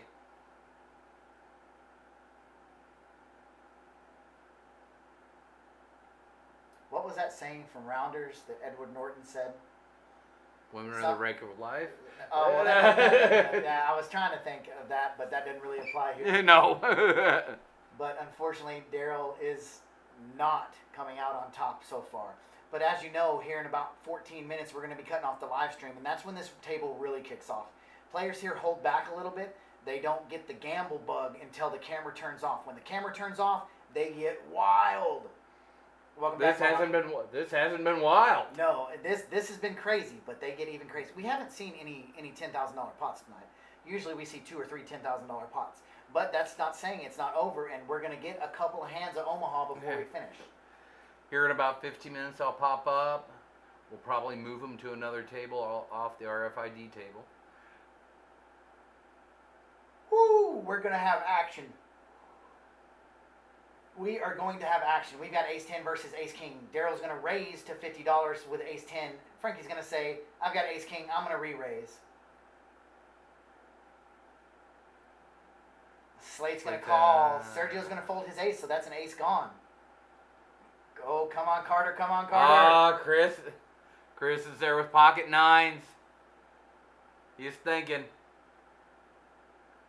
Does he just call? He just makes the call. Reagan's not going to have any with a Jack 8. Love how Reagan puts his cards on the reader. He doesn't even look at them until it's his turn. Checks them out, makes sure the Jack 8 doesn't say Jack Jack, and he's going to say, see ya. Yep. Daryl's going to make the call right here with Ace 10. That's a strong hand, but unfortunately, it's in 4th place out of 4 players. $825 pot, $200 pre-flop action. I like Slate here. I do too. Until that, whoa, no. Well, no. Man, now Slate does not want to hit his card. Slate wants... And Chris can get out of this. I mean, he's got 2 overcards on the board. Frankie's going to lead out with the gut shot to Broadway. Is Daryl ace of diamonds? Daryl has the ace of diamonds. Oh my And gosh. it matters. Chris would have turned a set. Yep. He would have turned a set. Oh, he's going to be sick when he sees that. Now, Unless the river's a diamond. now Slate has the open-ended straight Straight draw. flush. God, there's so He's much got out an there. Everybody is live. He's got an open-ended straight flush draw. Yes, everybody is live. I like Slate's outs more. He's ahead with a pair of queens. He's ahead with the queen straight flush draw. Daryl's got the nut flush draw. Frankie's got any queen to Broadway. Jeez Louise, we're liable to see some action. Bet of 1,000, call the 1,000. Slate's going to call the 1,000. We've got a $4,000 pot going to the river. River card matters. River card doesn't 4 matter. of clubs. It's a 4 of clubs. It's going to be a Big time break. blanker. So Big Slate's time going to win the blanker. hand if he can read out what Daryl has here. So Slate knows he's ahead. Slate's going to bet. Oh no, it No, goes he's check, not. check. Check. It goes check, check. Daryl's going to see he has the queens. Oh man, That could have gotten that could have gotten way uglier than it uglier. was. You put any other, not any other card, but there's many cards besides that 4 that could have really mattered. 4 diamonds would have been a great card. hit second pair, top kicker Daryl did, and see if it would have been an 8 or a king of diamonds. That would have been the killer.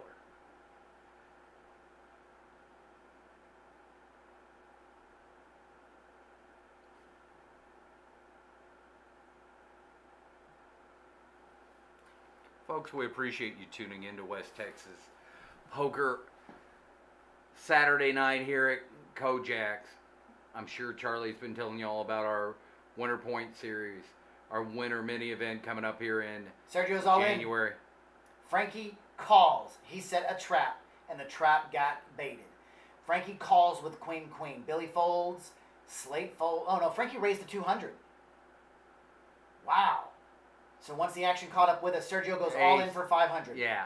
Daryl folds pocket deuces right there. Frankie's going to snap call that 500. Yeah. The deuces would have, Daryl would have fucked Yeah. a set.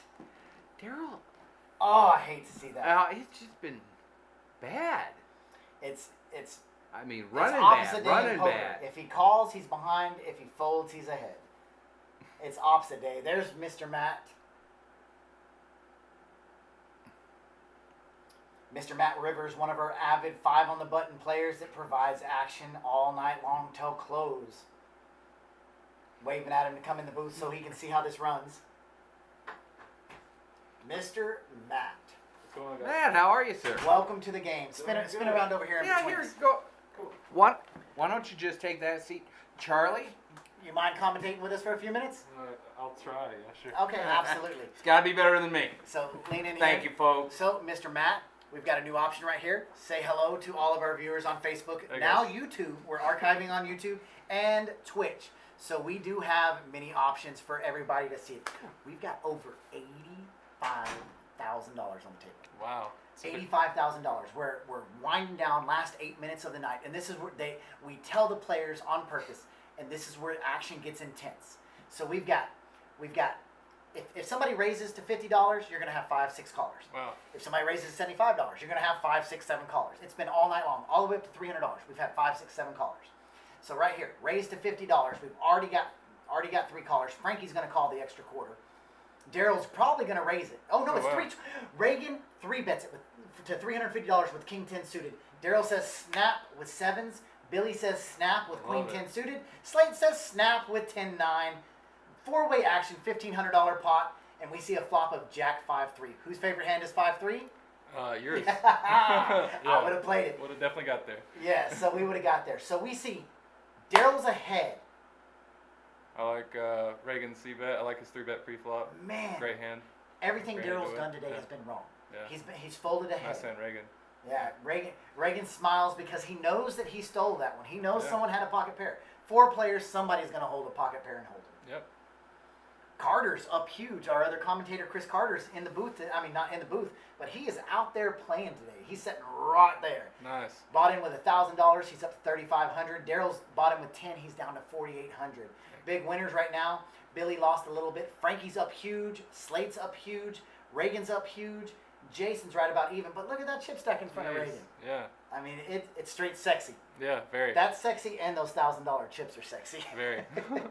We just ordered some $5,000 plaques. Really? Yeah, the square plaques, man. How much fun is it to throw a $5,000 chip in there? They are really nice. Very pristine. Yes. So we are on action for the end of the night. We flipped over to PLO. Nice. First hand, Frankie's setting button number 1. 2 extra You're not cards. waiting for a table seat, are you? Mhm. Are you waiting or are you sitting? I'm sitting, but it's fine. Okay. You don't mind spending 8 minutes, 6 Yeah, minutes? Okay, yeah, it's perfect. okay. Thank you.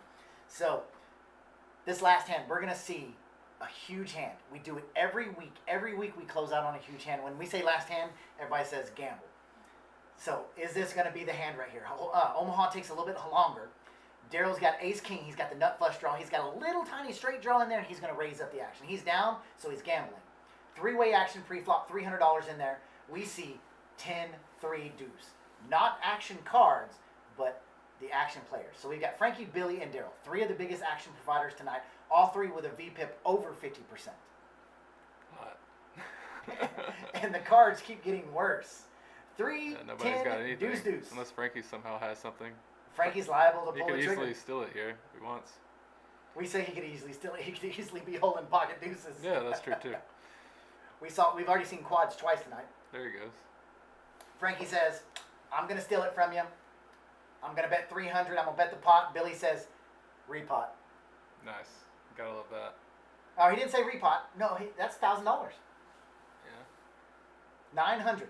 He raises to 900. Daryl says, I got caught. Frankie says, I got caught. We didn't get to see Frankie's hands Yeah.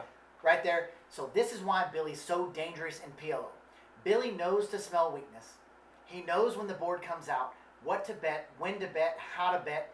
And usually Billy is very strategic. Billy will set chips out there in very calculated stacks. Mhm. Right there, he threw it out like he had it, didn't he? Yeah, he did. That's a good observation. Look at this. Billy's got $20,000. Yeah. God. That's nice. How much is he in for? Do you know? 10. 10? Okay, Yes, yeah. 10. Good night for him. He's in for 10.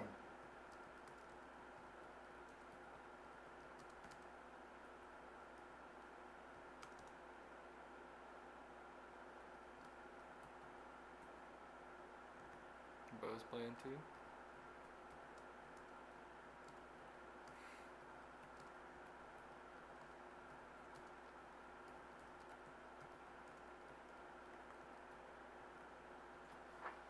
So we've got 3-way action. so far, we've got four-way action, and we've actually got gambling cards out there. We've got ace of diamonds, queen of clubs, five of hearts. But from what we see right here, we see Daryl flopping the world with a set of fives. No one has too much. Oh my gosh. Oh, wow. Set of queens over set. This is what I'm talking about. Daryl's running bad. And then a This set is of when you deuces know. too. Billy hit a set of deuces too, but Oh my Phil gosh. was good enough to get away from this. So we have three players with three sets. Yeah. Oh, There's a lot of man.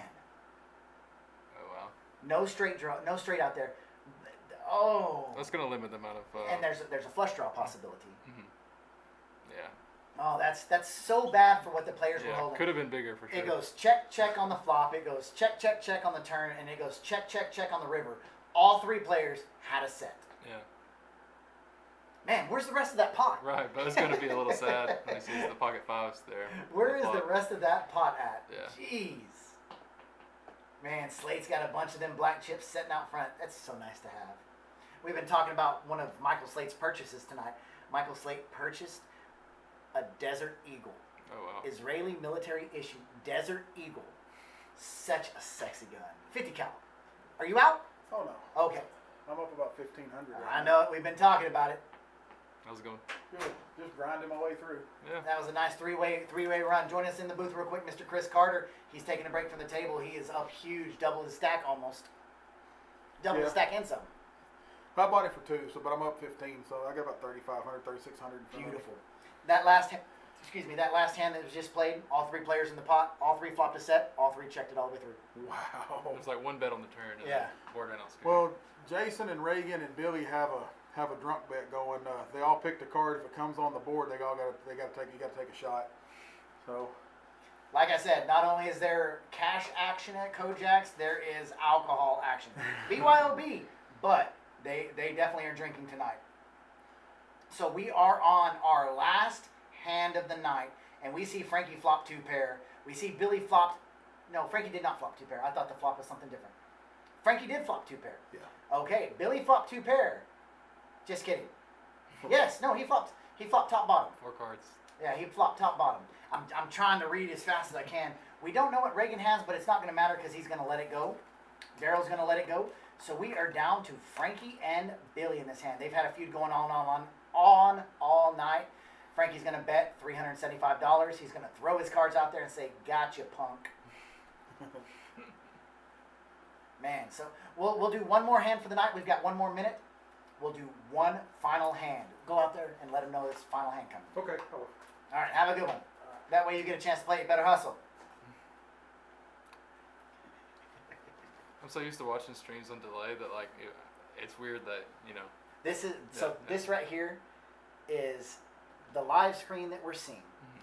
This right here is the actual.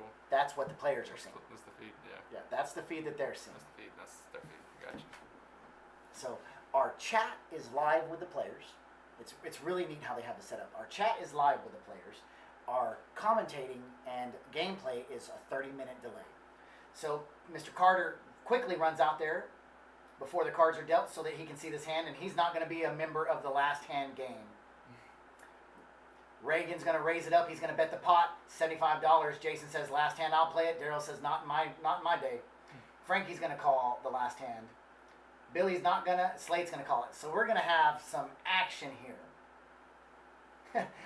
Billy just set chips on top of Slate's stack. Flop comes 3 spades. We need to see some cards, guys. Come on.